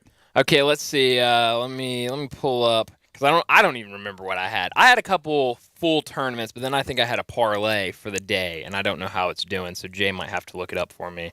Let's log in. And the wind is whipping around. Yeah. Oh, the circling winds. Number 9 is the par 4 that is a monster, or par 5, I can't remember. The second shot's a monster that no mortal human being can get up on that shot. I don't think I could finish that hole, Brett. I could finish it, but it'd be a big number. It might qualify for this segment. So I had a parlay. We had Tom Hoagie over Kyle Defending Stanley. Champ. Tom Hoagie. Scott Stallings over Satoshi Kodiara? Yeah. Maybe? And then Maverick McNeely over, I don't know who I had him over. Oh, Cody Gribble. That one pushed. So that dropped it to minus 100. So Cody Gribble, a left-hander, played at Texas with Jordan Spieth. Wow, I should have. And Scotty Scheffler, loved right? me a left-handed. Exactly. Very acclaimed team. Do you have any afternoon golf action, Jay Morgan? I have no action on it today. I'm kind of just watching. I like Pebble Beach a lot, but it gets wild out in Pebble Beach. It gets wild out in Pebble Beach, and I spent my day handicapping basketball instead. I didn't know we had day games today for college basketball. Couple small mid-major games. News to me Low as well. Major. Do we know who it is? 9 weeks from right now, first round at Augusta National. How many weeks? Oh, man. 9 weeks. Wow. I'm already seeing the commercials, Oh, Brett. I yeah, was the seeing them at commercials the are turn of the great. year. That's great. Nothing better than the commercials. The Masters. Oh, Jim Nance's voice. You get the music in the background. Nothing better. I like the new with the music in the background. Georgia. Georgia. Oh, with Ray Charles. Yeah. Yeah, Beautiful. It's great. I think I sound like 9 Ray weeks Charles, from now. but maybe I'm 9 wrong. weeks from yesterday, we will be picking golf. Jay Morgan, you ready to pick golf with John Goin and us this year? I'm very ready. The question, Brett, is not whether I'm ready; it's whether Bryant's ready. Because as we divulged earlier in the week, it's that maybe he had a ringer last year, so he's going to have to be doing it on What his own. did it get him? I rattled off. I was MVP last year. Look, I don't. Self-proclaimed. I have been saying Bryant did it, but I'm telling you right now, Brett, we rattled off. Like 6 of 9 winners. They just happened to be in tournaments that nobody cared about. Fire. And then you took over. I was so upset the week of the FedEx. Mad. You took over with the winner at the FedEx St. Jude Championship, and there was just no catching you guys in that with Will Zalatoris. So this week at Pebble Beach, a lot of stories about last year and the harrowing shot that Jordan Spieth attempted. And remember, Brian, we talked about it the Monday afterwards. That blimp shot of him, and he said after the fact that he was a little shaken by it. And I'm not going to risk. He's a father, not going to risk that again. No, they've had to grow the rough up really tall for when it's a public course for amateur players to try to keep the balls from getting to the edge. Wow. Because so many people are wanting to go over there and attempt they want to hit that You're shot. crazy. And the famous last words before 17 handicapper goes over there and then ends up down the cliff is, hold my beer. Hold my beer. Because that's how that happens. We talked about a couple of shots last year. Well, here in after Memphis, the fact, yes. The ball on 11 in the playoff that wasn't attempted, Will Zalatoris smartly went back to the tee box. But you some TPC Southwind members have gotten out there. Yeah. And okay, let's try it. But at least there, you end up on your nose in the lake. At Pebble, you end up at the morgue. Yes. Broken leg. Your body's washing up on the beach in the ocean. Yeah. Broken everything. And we talked about Will Zalatoris trying the shot off the cart path at Southern Hills at the PGA. Okay, with that one, you're at the pro shop buying a new shaft. Right. That's not too bad. You're not at the funeral home. Yeah, one seems a little safer than the other, maybe. I don't know. Yeah, that was crazy last year. Here's something that's not crazy. This is perfect for this weekend, for any time. It's the two great locations for the commissary. The new Collierville commissary at Houston, Levy, and Poplar are the original in Germantown, and they're perfect for a big group. They're perfect for any game watching. The Tiger game, if you're not going downtown Saturday to the game, you can watch it there. If you are, you can go eat lunch there or at either place, or you can go eat dinner afterwards with the 1 p.m. tip Saturday for the Tigers. Memphis-style barbecue and ribs that scream the Memphis way, the slow-cooked way. If you're craving an easier way to order, you can text right now. Text commissary to 33733. Start that barbecue feast with the great appetizers that could double as entrees, but you got to go slow, and you got to start them out as the appetizers, like the smoked chicken wings, the barbecue nachos, the tamales, or the cheese plate, and then dig into the ribs, the shoulder, chopped or pulled on a sandwich, on a plate, all the sides, beans, slaw, deviled eggs, and bread as well. And you can order it by the pound, 6-pack, 8-pack, 12-pack.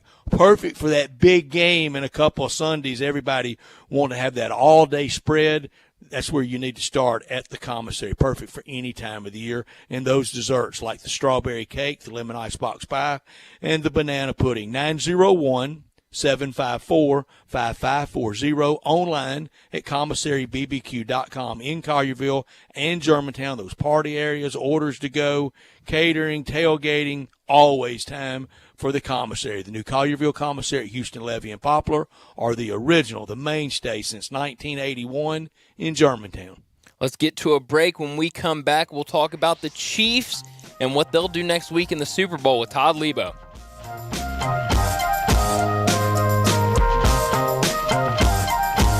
Golfers, tee it up at Edwin Watts Golf Shops and go farther and faster with the new G430 woods and irons from Ping. The Ping G430 woods introduce the next generation of speed with new face technology for longer and more accurate shots. The new Ping G430 irons are designed with pure flex technology for faster ball speed and more distance. Swing into Edwin Watts Golf Shops and get custom fit on the new Ping G430 woods and irons today. Edwin Watts Golf Shops, home of the 90-day satisfaction guarantee. Texting enrolls you into recurring automated text messages. Consent not required to purchase. Message and data rates may apply. Hey, Dan, how you doing? Haven't seen you around the gym. Yeah, I've really fallen off. Since I turned 40, I just don't get the results I used to get. Could be lower testosterone. I went through it a while back. I got Nugenix Total T, and it's made a huge difference for me. I've seen that on TV. Is it for real? Oh, yeah. The patented key ingredient is something called Testofen, which helps boost free and total testosterone levels to help you trim up and stay lean. And it's made a difference for you? Man, I feel like I'm in my 20s again. At work, in the gym, and in the bedroom. Are they still giving out complimentary bottles for people to try it for themselves? Yeah, you just need to send them a text. Text JUDGE to 321-321 right now for your complimentary bottle of Nugenix Total T. Plus, text now and we'll include a bottle of Nugenix Thermo, our most powerful fat incinerator ever, to help you get back into shape fast. Absolutely free. Text JUDGE to 321-321. That's JUDGE to 321-321. Products and statements have not been evaluated by the FDA. These products are not intended to diagnose, treat, cure, or prevent any disease or illness.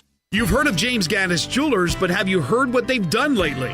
Everything. A tremendous selection of diamonds and jewels, gold, silver, and much more. Lots of watches, tons of custom-made jewelry, fine gemstones, bracelets, necklaces, so many choices. Romantics will love the one-of-a-kind estate and vintage jewelry. James Gaddis has experts to help you with wedding and engagement rings, plus 2 repair experts for fine watches and jewelry. Layaway and financing available. James Gaddis Jewelers at 4900 Poplar.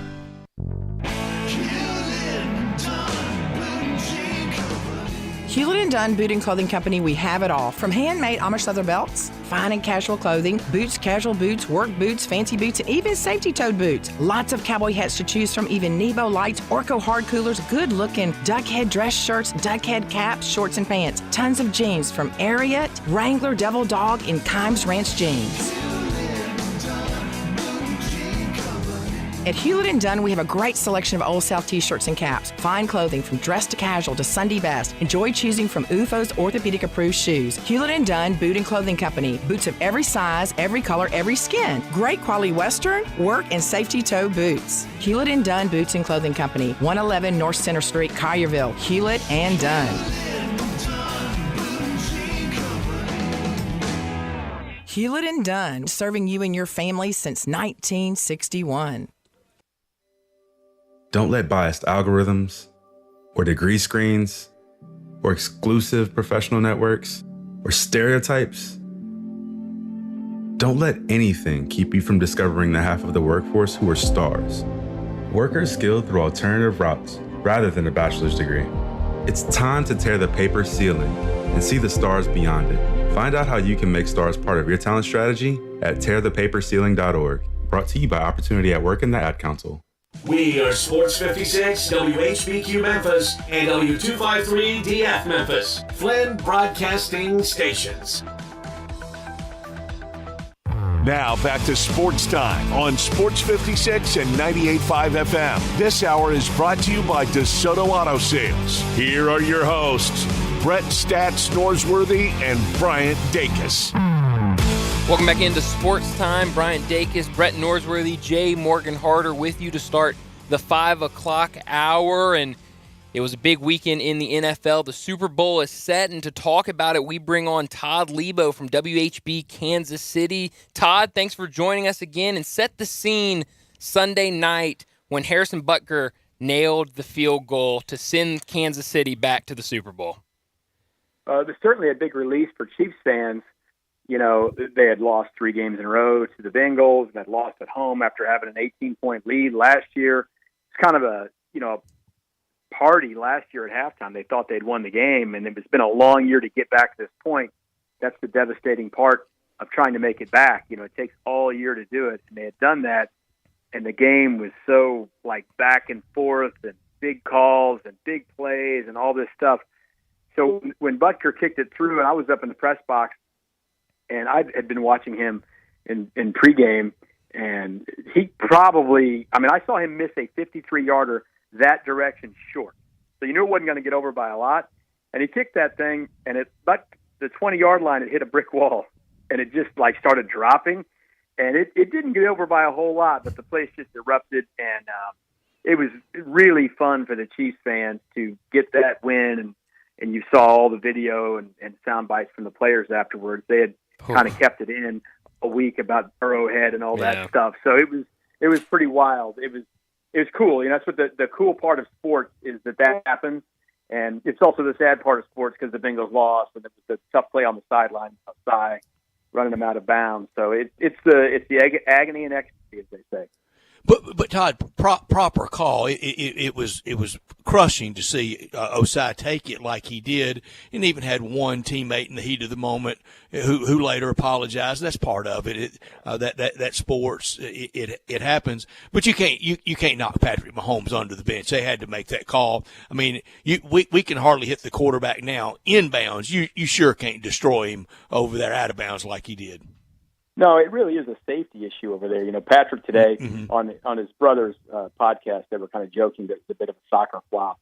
But Patrick admitted today when he had media availability, he didn't flop, but he did allow himself to fall because he didn't want to try to stop himself. His ankle was already hurt. And when you can get hurt, that's kind of Osai tried to stop himself, and he hurt his knee on the play. That was the insult to injury on that thing. It's the right call. It was a poor move by Osai to hit him. You hate to see a game come down like that because I don't think there's any chance Butker could have made a kick from further away than that. Now, they still had time to run another play, so they could have gotten down and maybe completed a pass and gotten closer. And I'll tell you what, they're lucky that went through because I don't think Mahomes was his health was deteriorating as the game went along, and it was going to be tough for them. They were basically out of wide receivers because Kadarius Toney got hurt in the first half. Juju Smith-Schuster got hurt. McCole Hardman got hurt.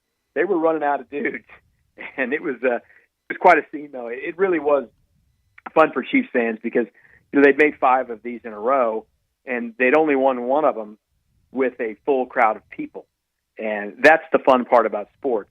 The NFL did a good job of completing the 2020 season and getting all the games in, but they were like 14,000 people at Arrowhead Stadium when they beat the Bills to go to the Super Bowl. It's not quite the same thing, So it was pretty cool to have that happen, and it was cold, and the people stayed for all the stuff on the stage and all that stuff. So it was neat. But now they got to find a way to get healthy. They had a little short practice today, and plenty of guys aren't hurt. I don't think McCole Hardman's going to have a chance at all, really. Coach Reed, basically said that today. He didn't rule him out, but basically ruled him out. Juju Smith-Schuster is going to have to work to get back. Kadarius Toney's going to have to work to get back. L'Jarius Sneed is in concussion protocol.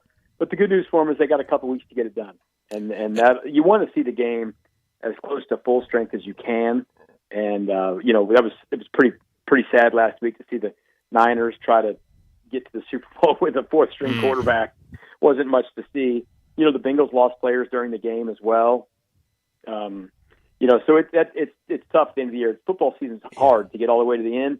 These guys have played more games than anyone, but they'll be in that training room overtime before they head out of town on Sunday.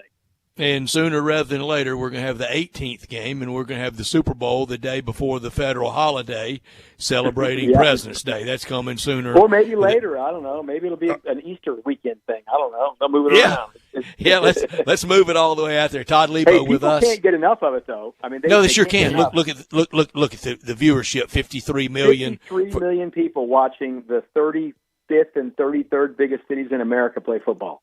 And that's it's just incredible. The NFL. Yeah. And then the Chiefs game, Chiefs and Bengals pushed almost 60 million at a high point. And what would they have pulled in if it had gone to overtime? That injury to Hardman is that, not to get too graphic in that area south of the equator, but that's is that the muscle on the pelvic? Well, it's hard to tell. They just really don't tell us. This has been somewhat interesting. They played Tennessee back in early November, and sometime during that game he got hurt. That game went overtime, and the next week he was on the injury report, and they called it an abdomen. And then the next week they called it a sickness, and then he was on injured reserve, so he was out. So then they don't have to put him on the report. You see him out there at the facility, but you can't talk to him. They got rules. You can't talk to players who are hurt. Blah blah blah. So then when they brought him back from IR, they started calling it a pelvis. So I don't know. I couldn't tell you what he's got. I've never seen 3 different things go through, but Coach Reed did say today he was really proud of McCole. He worked really, really hard just to get himself back on the field for the title game. And he took that really awkward shot on that that one play in the second half, and he's hurting. And listen, the other side of the thing is that's tough news for him at this point in his career. This is his 4th year in the league. He's a free agent next year. You don't want to be hurt when you're trying to do that, but I don't know exactly what it was. But I don't want anything in my abdomen or pelvis hurt. Nothing in that general zip code. I don't want anything going wrong down there. No. Todd, you talked about that injury, that ankle injury with Patrick Mahomes, and you definitely could see him limping definitely in the second half, and you could see it getting worse. Where is that ankle right now? How is he feeling, and where do you think he'll be when it's Super Bowl time? I expect him to be more mobile and better at the Super Bowl than he was on Sunday. Today we got to see a little bit of practice.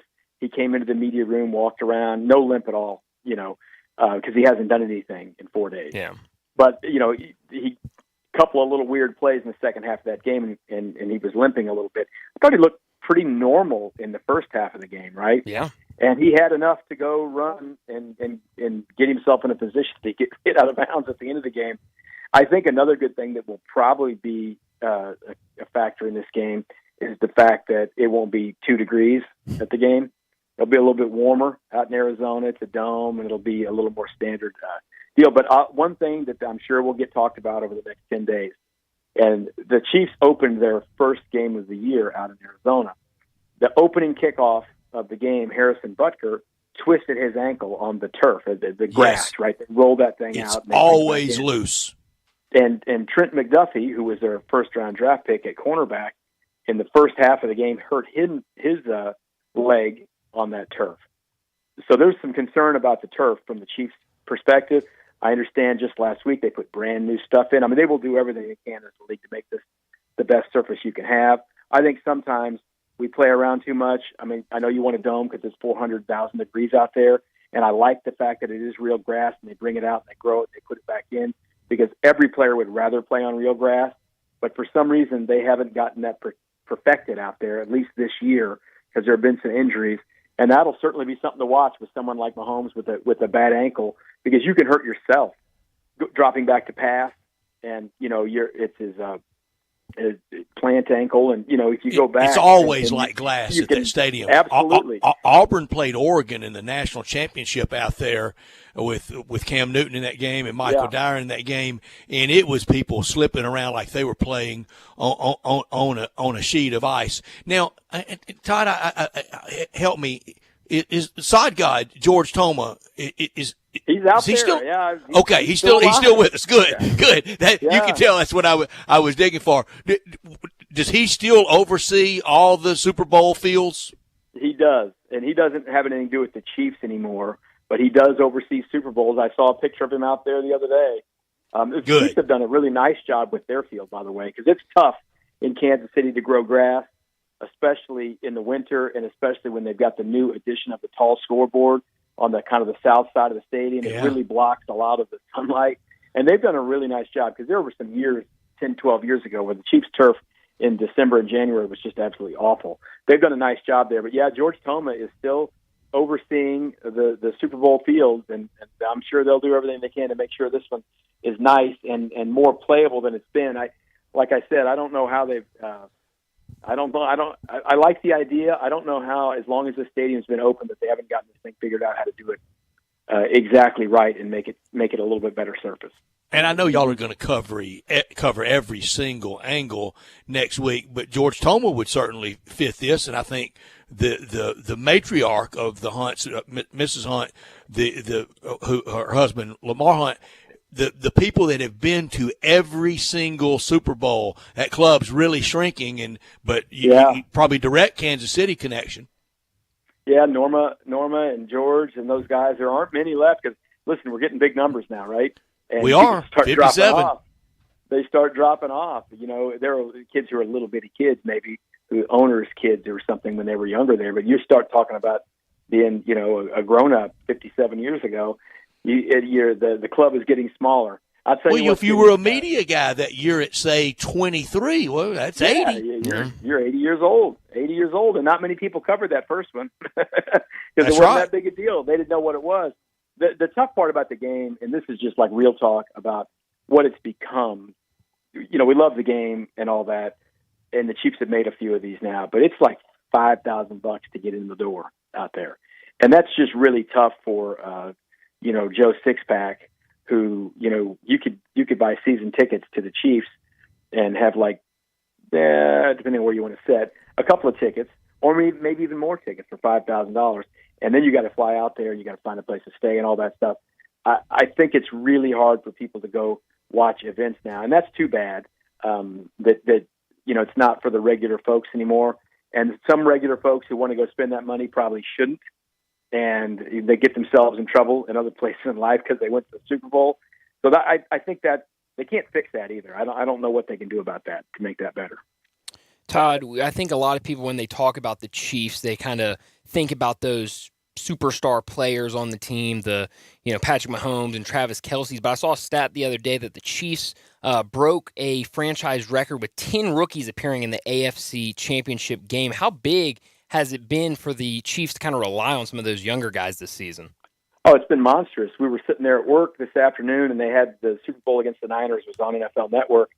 And I was just watching the first possession of the game. The guys on the Chiefs defense, I mean, they're all gone. Like Chris Jones and Frank Clark are around, but they had, Bashaud Breeland out there and Tyrann Mathieu and Dan Sorensen and Charvarius Ward, who's now a Niner, and Reggie Ragland and Anthony Hitchens. They have Carl needed Lawson. young players to do this because if they didn't have young players, you can't pay everyone, right?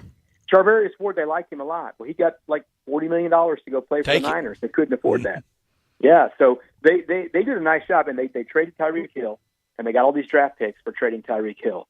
And they used a lot of those draft picks on these young defensive backs.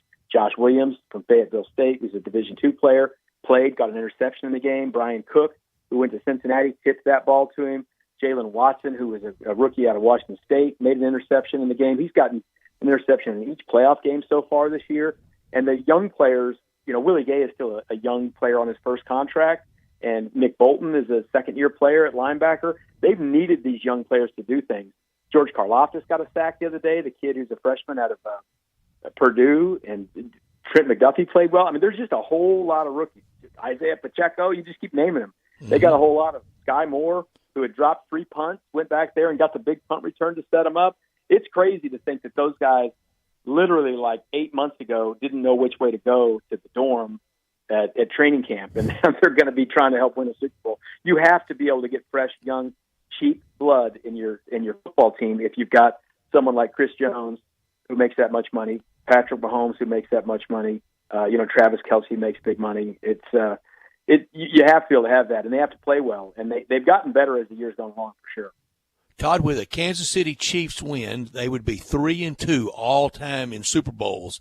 That would tie them with the Raiders. I know how much y'all like the Raiders, and I know how well the AFC West gets along. I know it would be a lot of things predominant over that, but in the offseason and going forward, that'd be fun to have tied the Raiders. Yeah, for sure. And the Raiders still use the phrase commitment to excellence. It's been a long time since they've been excellent, And, everyone in the West this past year made big moves to try to combat the Chiefs. The big Russell Wilson trade, Devontae Adams coming down to the Raiders, the Mack went to the Chargers. They did a lot of things, and the Chiefs won the division again, and now they're in the Super Bowl again. And now, the Broncos have already fired their coach, and now they're hiring Sean Payton, which is a big deal. They gave away all the draft picks that they had left. And it has been pretty cool for Chiefs fans, but it's getting harder every year to combat the fact that they continue to battle to try to beat the Chiefs. And the Chiefs have been able to withstand that thing because they basically had the division wrapped up in November when they won out against the Chargers in Los Angeles. So, yeah, it would be good for the Chiefs fans to be, we got more than the Raiders now. And the Broncos just have 2 as well, right? Is that what they have? Yeah, they won the 2 with Elway, and they lost 3 with him, another one. So that they got one with Manning. No, they got one with Peyton. So they have 3. So that would tie them as well. Chargers don't have one. So, yeah, people like that stuff. They Yeah, also we keep like score. things that are more recent, you know. We keep score on everything. Sure And it's how smart and how great fans are now, Todd. They know. I mean, the fans are plugged in. They know exactly where they stand. Brian, I know you want to ask Todd something. Yeah, Todd, I know we still have a week until the actual game's played, but just kind of looking at this Eagles team, what are some things that jump out on paper that the Kansas City needs to really address early in the game? Well, the Eagles get after the quarterback for sure. Yeah. And so they need to make sure they have Patrick Mahomes protected.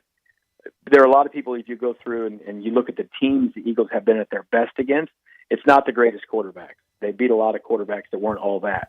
So this is probably the best quarterback they've played this year because he's going to win the MVP and he's gone to, 3 Super Bowls in 5 years as a starter. So he's probably the best quarterback they've faced. So this will be a real challenge for them. The Chiefs are going to have to be stout in something that they don't see all the time, and that is kind of the zone read run game out of the quarterback. They don't get that a lot. So that's a real deal. These teams played last year in like week 4, and there's been some changes, obviously. We just mentioned 10 rookies for the Chiefs. Yeah. But the Eagles have made big moves, right? A.J. Brown coming in there was a monstrous move. So they've got a little bit of familiarity there, and the Chiefs won that game. But there were a lot of yards in that game. I mean, gosh, I think both teams were over 400 yards, and there was like only one turnover in the game. The Chiefs won fairly easily because they made some big plays. But you could tell then that the Eagles were going to be a team on the rise because that was very early in Nick Sirianni's tenure, and Jalen Hurts with him, and A.J. Brown wasn't there. All those things, you could tell they were going to be better. So I think the Chiefs, just like every week, you better protect your quarterback, and you've got to find a way on their end to limit what Jalen Hurts does on the ground, because that's where when they really get going, that's what they're doing.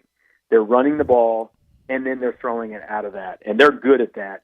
And the funny part is, like today, someone asked Patrick about like 2 Big 12 quarterbacks, and this one storyline is the 2 black quarterbacks, right? That's great, that's history. But then someone asked a question about the Big 12, and Patrick's like, well, better watch out. The SEC's trying to claim Jalen Hurts, but then he went to Oklahoma at the end. So it's pretty funny. But one of the things that Patrick talked about is like these quarterbacks who have come out of the Big 12, and specifically for him, high school in the state of Texas, which both of these guys did. That kind of high school, then to college, that style of offense has trickled up into the National Football League. Yeah. And I think there's some real pride with these guys that's what you're going to see in the Super Bowl is some dudes who played high school football in Texas, who played some zone reads, some RPO, and some kind of wide open football. They're pretty excited about that. And Mike Leach, right there, kind of the central to that in that Texas there's no high question because his system is what Cliff Kingsbury learned under and Lincoln Riley learned under, and those are the coaches that coach these guys. Not to take it away from Nick Saban, but whatever you want to say about Lincoln Riley, he's been able to coach quarterbacks to get highly drafted in the National Football League. And I don't think Jalen Hurts would probably be who he is as a quarterback if he had just stayed up at Alabama behind Tua. He needed to go learn some stuff in a year from Lincoln Riley. But that Mike Leach shadow is hanging big time over the National Football League and the Super Bowl for sure. It's cool because he was, R.I.P. He was one of the great ones, man. We always enjoyed having him at Big 12 media days before he left at Texas Tech and went off to Washington State. I know you guys enjoyed him in the SEC country at Mississippi State. He was wonderful. I wear it as a real honor to now have been very sadly at his last game. A win for Ole Miss's biggest rival, but a win nonetheless for Mike Leach, 24-22 Thanksgiving night in the Egg Bowl. We don't want to get too into prediction time. Todd, if we can, I know next week will be a hurricane for you. Could we carve out some time next week? If you can't, we appreciate what you've done for us, but I don't want to get into prediction time today. You just text me next week, and if I got time, I'll do it. I'm staying back at home and organizing from home. That will be easier in my life because I got you. I'm happy for that. So, yeah, you let me know, and we'll have a read on what's going on. I'd love to talk. I would love to do that next week with you, and I know this week's been fun. It's been thrill of victory. Next week's anticipation for the Super Bowl, and we congratulate the Kansas City Chiefs. I know y'all are having fun and a good time with it, and thank you so much, Todd, for your time today and last week. Thank you. Absolutely. We always love this in the business, too. means revenue, right? People it's good for business. That's why I say I'm a homer, because it's always better for business. Thank you, Todd. Thanks, Todd. True enough. You Thanks, got guys. it. Todd Lebo with us from Kansas City, from WHB in Kansas City, and that will be fun. Hey, I did the stay back duty for 08 Final Four. It was fun. It was fun. You told me that. You've told me multiple times that you enjoyed that a ton. I promise you I did. There's nothing like being there. I'm going to be very clear. I much prefer to be there. I love that. But that was fun, just kind of soaking it all in until that darn last 2 minutes. Oh, man. Don't bring it up. Sorry, Brian. It's okay. Ruined childhoods, didn't it? It sure did. Sure did. And I didn't make this point, which I know he knows it. A real Mississippi State theme in this game on the field, on defense for the Eagles, is going to have Fletcher Cox and Darius Slay and Chris Jones and Willie Gay on the defense for Kansas City, and a Starkville Yellow Jacket theme for A.J. Brown and Willie Gay, high school teammates there in Starkville. Wow. I didn't think they were there at the same time. That's Starkville High School. Represent. I want to say Willie Gay got a little run at fullback on offense. And of course, really? Sideline to sideline on defense for Starkville High. Love a good fullback. Yeah, y'all talked about the just how much Mike Leach in that Texas. I didn't even think about that aspect of it, of both those coaches that these guys played under, really learned that system. So that is a really, really cool story to keep an eye on. And that's where the quarterback position in that state's really changed. A lot of other places, it stayed, from the pocket. Even with no huddle shotgun, it still was mostly in the pocket. But the RPO, the run pass aspect of it, Jalen Hurts from right there outside of Houston in Channelview, Texas, his dad, his high school coach, and Patrick Mahomes from Tyler, Texas, he played at White House High. That's not Earl Campbell's high school. His high school was John Tyler, but Patrick Mahomes from Tyler, Texas. So a little Texas flavor in there, some Mike Leach in there. So it should be a fun game. It's definitely going to be a fun week next week building up to it. But let's get to a break. When we come back, we'll do What's Trending. We are real sports talk. Sports 56 WHBQ. Available on your radio dial at 560 AM and 98.5 FM, as well as around the world online at sports56whbq.com. Take us with you everywhere by downloading the Sports 56 app. And at home, just say, Alexa, play Sports 56. Wherever you are, stay tuned in to Real Sports Talk. Sports 56 and 98.5 FM. We told you this was going to happen, and now it has. The floor model sale is happening at Family Leisure. Lowest prices of the year on pool tables, on those wonderful spas, on patio furniture, state-of-the-art, and, of course, the game tables. Floor model arcades are now starting at $1,200. It's your last chance for a 2022 pool. And floor model trampolines are only $2,100. That's the installed price. Family Leisure, I-40 and Wooden Road, where family and fun come together. This show is sponsored by BetterHelp. When you're at your best, you can do great things. Working with a therapist can help you get closer to the best version of yourself. Because when you feel empowered, you're more ready for life's challenges. BetterHelp is a great therapy option. It's flexible, affordable, entirely online, and it matches you with a licensed therapist. Let therapy help empower you. Visit BetterHelp.com/tryit to get 10% off your first month. That's BetterHelp.com/tryit. Hiring is hard. Luckily, there's Indeed. The hiring platform makes it easy to attract, screen, and interview candidates from the same place. Just sponsor a job, and you'll immediately get a short list of quality candidates on Indeed. Visit Indeed.com/credit to get started. Hi, everybody. I'm Dave Willoshin here for Homer Skelton Hyundai. I love to brag about my friends. Right at the corner of Highway 78, Lamar, and the first exit in Mississippi, Craft Road. They always come up with some innovative program that makes you want to just go out and get your brand new car. And I'm talking Hyundais. Right now, you can get a new Santa Fe. You can get a new Tucson. You can get any brand new Hyundai. State-of-the-art technology. You can get that without paying for 3 months. You've heard me correctly. You can get a brand new Hyundai and not pay for 90 days. This just started. It's going all the way through January. You could say a Christmas present, a holiday present from Homer Skelton Hyundai. Again, make your deal, and then don't worry for 90 days about paying the very first payment, and only at Homer Skelton Hyundai.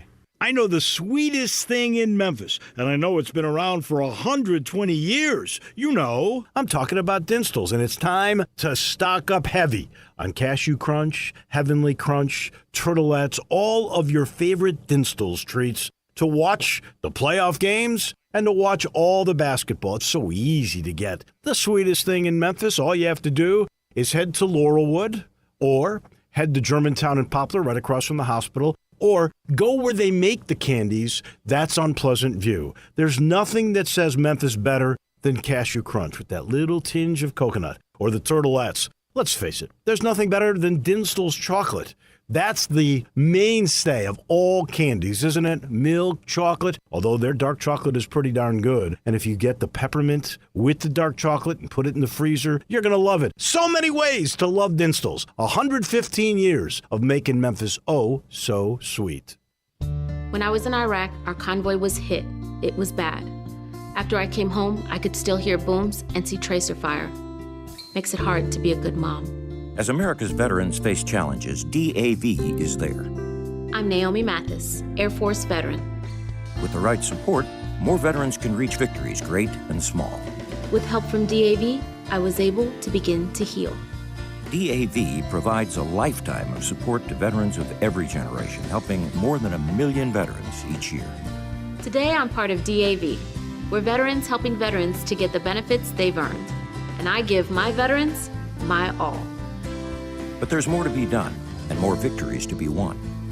My victory is being able to be here for my children. Naomi Mathis, thank you for your service. May your victories inspire many more. Support more victories for veterans. Go to DAV.org.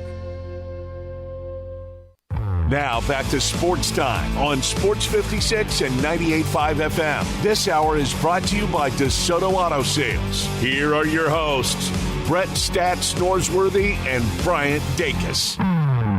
Home stretch on this Thursday afternoon. This hour is always brought to you by the great people at DeSoto Auto Sales. You heard Mr. Announcer Man say that, and we love having them with us. Every day is the title sponsor of this hour. They're at 5704 Goodman Road and online at DeSotoAutoSales.com. Come on down to DeSoto County for that town and country experience. They are very proud to serve DeSoto County and the surrounding area, where all the cars are thoroughly tested, examined, checked out, bumper to bumper, head to toe, with an unlimited inventory, with every make and every model imaginable. If by chance they don't have it, they'll go find that special car that you want just for you. No shortcuts at DeSoto Auto Sales. You walk in and you're treated like family by a kind, courteous staff that treats you like family with a down-home environment, and they care about your time and want you to enjoy the ultimate car experience. They know we live in a world today that time really matters. When we're dodging ice storms and power outages and all that, they still keep it very simple, very efficient, very streamlined at DeSoto Auto Sales. Find the car you want, test drive that car, credit approved, paperwork complete, and you're out of there in 45 minutes or less. That's the 45-minute guarantee they have for you at DeSoto Auto Sales. Online at DeSotoAutoSales.com. Come on down to DeSoto County for that town and country experience at DeSoto Auto Sales. Brett, we've been talking a lot about the Grizzlies, their game last night, and the game tonight against Cleveland, and I've got the injury status report for tonight's game out tonight. Obviously, Steven Adams and Danny Green's going to be out tonight on the back-to-back with that injury management. Added to questionable for tonight, Zaire Williams, and doubtful, but Jay Morgan, you just said that he's now out. Jaren Jackson's going to be out tonight, so it's going to be a very shorthanded Grizzlies team tonight as they take on Cleveland on the road, which just makes it a little more difficult. Cleveland. And Cleveland, the one game here just 2 weeks ago, they were right there to win that game, and now with all those players that are scratches tonight, that's going to be tough. Well, I've got a great Cleveland stat for you in that regard. Like you said, they were right in it to win that game. Cleveland is the best defensive team by defensive rating and allow the fewest points per game in the league. They also have the fourth best home record in the league in the NBA, 21-6. The Grizzlies obviously are one team that has a better home record. The Nuggets are another team that has a better home record. I can't remember who the last one is. Probably the Celtics. But point is, fourth best home record, 21-6. Not a lot of teams get them on their home court, and even fewer when they're shorthanded. I was looking at that game against Cleveland earlier today, the most recent one when the Grizzlies won by 1. And that game kind of played out, kind of how like last night's game played out. I mean, the Grizzlies go up, and they kind of held a steady lead throughout the second half. And just towards the end, Cleveland turned it on. But the Grizzlies were able to kind of get a 1-point win. And it took a last-second tip-in by Steven Adams. And that was without Donovan Mitchell. Yeah, and so they'll have him tonight. In that game. It's going to be a tough game tonight on the road for the Grizzlies. No sure. Donovan Mitchell, and you mentioned the tip-in from Steven Adams is what won them the game. Yeah. But more than that, that's what has won them close games down the stretch all season is his second-chance opportunities. Because even though Ja is one of the best, if not the best finishers in the game, it's hard to make all of those miraculous acrobatic finishes, and Steven Adams being there to get you a second shot. Get those if that doesn't happen, rebounds. You get 2 chances. You got a lot better shot than having just one, and not having that aspect in there really hurts down the stretch of the games. We saw it. I think it was Indiana the game before Phoenix when they were fouling him, and he didn't play at the end of that one. They lost that one. He did play at the end of Phoenix, and even though they lost that one, they looked a lot better down the stretch in that one. So Steven Adams is a huge component to the end of game winning games for the Grizzlies. Tonight in Cleveland, Sunday afternoon, matinee, 5 p.m. start. We know it'll be 5:10 against Toronto, and then next Tuesday night against Chicago. So 3 games against the East. We talk about that East record. I've talked about it a lot. We talked about it a lot in the preseason, Bryant. Yeah. It's got a hold. Tonight, I don't think will cause more of a cascading effect of Grizzlies freak out. I think the next big freak out moment's going to be with another home, a little bit like the Tigers. Yeah. Can't afford any home losses. I think you're right. I mean, you look tonight, this is a really good Eastern Conference team, a young team. I hear everyone talk about how the Cavaliers are kind of like the Grizzlies, just a couple years away from being what the Grizzlies have kind of done through the draft and younger players. But I don't think tonight's game, a game that you freak out with. I think Toronto could be a game where people start kind of sounding the alarm like we saw last to Toronto month. or Chicago. I think that's when it could be. That probably gets people really on alert for that. I don't think it's at Boston. Sure, no. Super Bowl Sunday, you lose to Boston. You lost at home to Boston. It's Boston. Great team. Yeah. So I think it's one of those 2 games for sure. Jay, were you gonna say something? No. Oh, I thought you looked like you were excited to say something. But that should be a good game tonight on TNT at 6:30. Another thing I wanted to talk about, Senior Bowl coming up, or is going on right now. We've got practices on currently. But I saw a tweet yesterday that said that Max Duggan didn't look great in the individual period, but looked really, really good once they got to team 11-on-11 type stuff, 7-on-7 style drills. That's really when he thrived kind of in the team aspect of it. Do you think that there's a team that could take a shot at Max Duggan in the late rounds of the draft? Oh yeah, I for sure will. And the comparisons is going to be made to him. And now he was a much higher, higher drafted player, but he's going to get compared to Andy Dalton. Yeah, because of the TCU thing. I think he can help someone, but we see the expendable nature every year of quarterbacks. And I don't know if Max Duggan a year from now can be in the postseason with the success that Brock Purdy had, but you don't know where that next one can come from, and you don't know that next highly acclaimed one, which one's going to kind of bust out on you. Yeah, I think you're right, and kind of obviously I don't want anybody to think I'm comparing him to Tom Brady, but we talked yesterday just about how much of a competitor Tom Brady was throughout his career. This is a guy that lost his spot as the starting quarterback, entered the season as the backup, then kind of fought back up to become the starter, and then just kind of took this team on a season that they haven't seen in a really, really long time. And, it didn't play out like he wanted it to in the national championship game. But I think that leadership,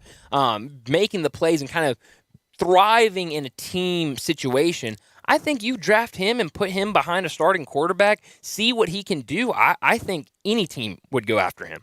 I voted him second for the Heisman behind Caleb Williams. Yeah. I mean, just the idea of that. He started the year behind Chad Morris, his son, Chandler Morris. But, Bryant, I'm sorry. I blacked out on the rest of the year for TCU. I can only remember one thing. And it stays. And that's going to be a lot of people. And next year they open against Coach Prime in Colorado.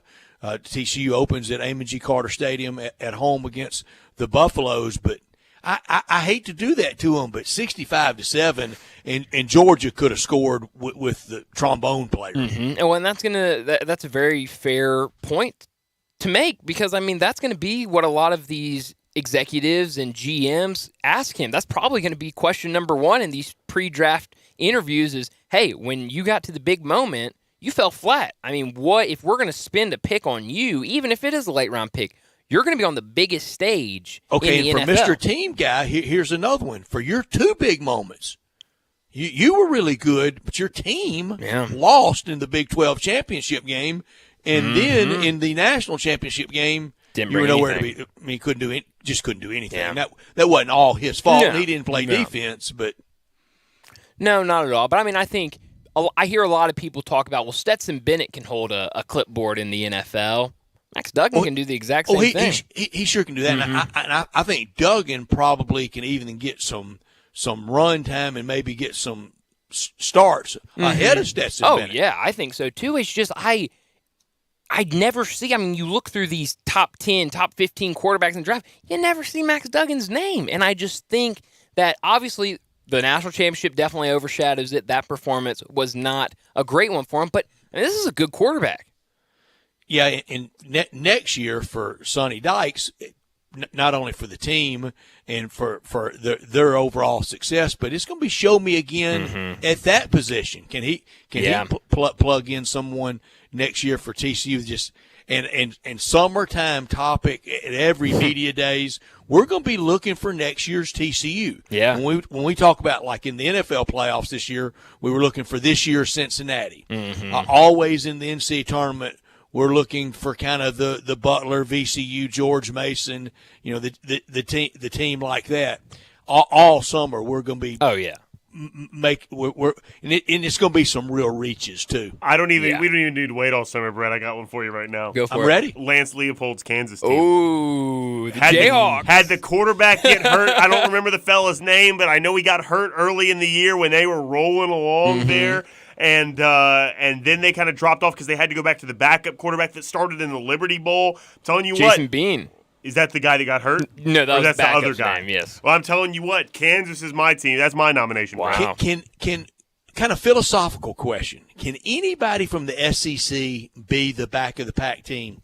Or is it just already built in? You can't be in the league that it just means more and then try to play the Cinderella. Well, can they be it conceptually? What about the Vols? I mean, because they're in the same division as Georgia and the same conference as Alabama. Tennessee won 11 games this year. I don't think that mine would Auburn be? I think Auburn would. Yeah, I mean, you've got a new coach and is Bob Ashford still the quarterback? Robbie Ashford will be the quarterback. Let's go. That's all. I mean, why not? That's all I needed to hear. I'm in on Alabama. I saw his best game of the year. He ran all over Ole Miss. Could Ole Miss be that team? I don't think so. No. Oh, I got a good one. The inspired football that Mississippi State is going to play this year after the death of their beloved coach. Could be a good Will one. Rogers. Yeah. Vanderbilt. Okay. Oh, Will Rogers is back? You kidding me? How many years? Is he a junior, senior? What is he? Well, I don't know anybody's eligibility anymore. they just play and play and play, and then sometimes play for a couple different places. Yeah. And they just keep on playing, right? I just don't know if the SEC image is as back of the pack. I mean, I don't think you can have it both ways. You can't be. It just means more, and then you can't be Madison Avenue and then be Mayberry. Oh, Will Rogers is a junior. This is his fourth year playing, so technically a senior. He's only been there since 2020. It seems like he's been there much longer to me. Yeah, COVID 2020, that was his first year of starting because you remember going into that year, they opening day, they had the transfer KJ Costello. Oh, KJ Costello. Against LSU. What a name. Oh, my gosh. What about, just kind of thinking of another Big 12 team, what about like a Kansas State, or did they do too much last year to kind of – they were Big 12 champs. I mean, how back that's a good point. Pack can that be? Oklahoma State? No. Speaking of, I know we're bouncing around, but speaking of Oklahoma State, are y'all noticing that Musa Cisse coming off the bench and his stat line last night coming off the bench? And a big win for them over OU. Bedlam on the hardwood. That's right. I love a good football rivalry on the hardwood. What was his exact stat line? I saw it, but I don't remember. It was really good. I want to say 18 points. That's right. 6 rebounds, Jay Morgan? 5 rebounds, 8 of 10 from the field last night, 2 of 2 from the free throw line, only fouled 1 time, which is something for a big guy. Sure is. How many minutes did he play last night? Because I know he's coming back from an injury. Played 18 minutes. Wow. He was according to Ken Pomeroy, they give like an MVP to every player, and it's like one player in each game. He was the MVP last night in that Oklahoma State game, coming off the bench. And what a strange journey, what a strange week for OU and Bama. Yeah. OU blasts Bama, then they get beat against their biggest rival, and Bama, they just obliterate Vandy. You're right. But I think with Musa Cisse, I mean, you look at what he's done this year. Could the Tigers use him? 60. Oh, absolutely. He's shooting 60% from the field right now. Now, that's a lot of he's right by the basket, but 7.3 points, 8.4 rebounds, and 2.3 blocks. I mean, that's come a long way from get this guy off the court. I never want to see him play another second. It was almost a shame. He almost couldn't run. I mean, I remember the whole thing. He couldn't catch a ball. I mean, they would lob it up to him in the post, and he would drop it. He would dribble it. Hands of stone and not being able to run is a bad scouting report. It's a bad scouting report. But that's that's an 18-year-old. Okay, real quick, your number 1 draft pick of former Tigers, if we could beam them back here now and have them in the starting lineup Saturday against Tulane, who's your number 1 pick? You want to go first? You got it. Well, I mean, I think the obvious is D. Rose. If you can get D. Rose at Memphis back, that'd be it. But if I had to go off the wall, Chris Crawford, easily. No. I'm talking about the guys that have transferred out here in the last few years. I thought you just meant all time. No. It would be you have this team right now. You insert them Saturday back into this lineup. Welcome back. Everything forgiven. I think it's Musa. I agree. Yeah. You need a big. I was going to say gotta Boogie. Have a big. Boogie was my second option, but Boogie, you've got enough guards. You got a guy that's getting to the free throw line. Yeah, exactly. 15 times. I'd go simple, little old me, Landers, Nolly. That's a good one too. I mean, you look at what these transfers have done since leaving Memphis. I mean, they're all playing extremely well. He's at Cincinnati, right, Landers Nolly? And he's their leading scorer right now. Unless something has changed in the last week, he's their leading scorer right now. So it's been a good season for all of those guys. Monty Bates, maybe. I don't know. But let's get to Tyler Harris. That's another good one. 30 a game. Yeah, he's insane right now. Let's get to our last break of the day. When we come back, we'll wrap this show up with Taco Bell Crunch Time. Add a little fun to your lunch break. Join Johnny Radio for Sports 56 Happy Hour from 11 to 1 every weekday on Sports 56 and 98.5 FM. All day I've been for you cause you're my favorite tree. You're my everyday Valentine. Hey Memphis, this is Johnny B at the Memphis Music Room. Join us on Saturday, February 11th for Terrence Love, Lessons on Love, with special guests, Lena J.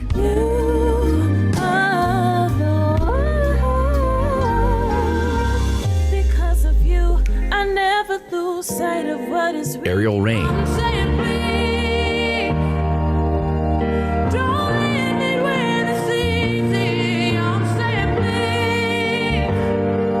and Tim Walker with Can't Keep Chasing. I'd rather have you than gravity, cause you keep me lifted, and that makes a difference. That makes a difference. If you're looking for something special to do on Valentine's Day with that one that you love, then you've got to be at Lessons on Love with Terrence Love. February 11th, Saturday night. Get your tickets at memphismusicroom.com. Step up your wings game at East Coast Wings & Grill. With 60 wing flavors and 7 heat indexes, do you have what it takes to turn the heat on your wings up to insanity? East Coast Wings & Grill is family friendly with a large variety menu to satisfy the whole bunch. Sign up today for their loyalty program and taste the rewards. For every $1 you spend, you collect a point. Earn 100 points and receive a $5 reward. Next to Lowe's off Highway 64 in Bartlett, come try America's best wings at East Coast Wings and Grill. Golfers, tee it up at Edwin Watts Golf Shops and go farther and faster with the new G430 woods and irons from Ping. The Ping G430 woods introduce the next generation of speed with new face technology for longer and more accurate shots. The new Ping G430 irons are designed with pure flex technology for faster ball speed and more distance. Swing into Edwin Watts Golf Shops and get custom fit on the new Ping G430 woods and irons today. Edwin Watts Golf Shops, home of the 90-day satisfaction guarantee. At Jason's Deli, when you're dining in or picking up curbside, you can expect wholesome food and no surprises, just delicious sandwiches, crisp salads, and quick quality meals made with the freshest ingredients and no artificial trans fats, MSG, high fructose corn syrup, or artificial colors and dyes. Around here, a lot of thought goes into what we put into our food and what we take out of it, because you're not just taking a bite, you're getting a taste of who we are. New items are constantly being created to expand our menu for all tastes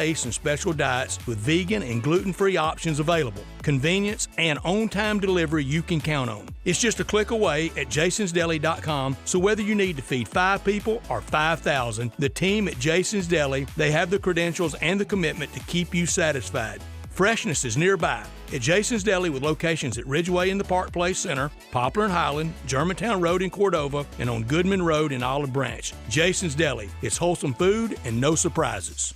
Do you know one of the best things you can do for your employees or family's health? Provide Arctic Clear bottled water. Arctic Clear bottled water is your locally owned and operated bottled water provider. Arctic Clear is 100% natural spring water with free delivery and setup, dependable service, and no long-term contracts. What an easy choice. Call Jeff Manus today, 901-382-2363, or visit arctic-clear.com. Arctic Clear bottled water. Call now, 382-2363. That's 382-2363. Now back to Sports Time on Sports 56 and 98.5 FM. This hour is brought to you by DeSoto Auto Sales. Here are your hosts, Brett Stats Norsworthy and Bryant Dacus.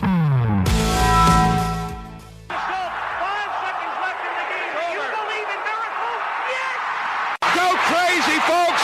Go crazy! This is for all the biggest crunch time. You are looking live. In your life have you seen anything like that? Goodbye, hello, Haskell. It's obviously crunch time. Hammer, nail, coffin, this baby is over.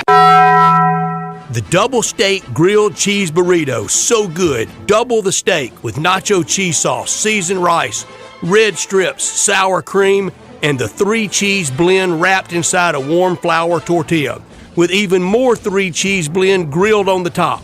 The double steak grilled cheese burrito, it hits the spot now at Taco Bell. And at Taco Bell, when they say they are feeding people's lives with unexpected good, they mean it.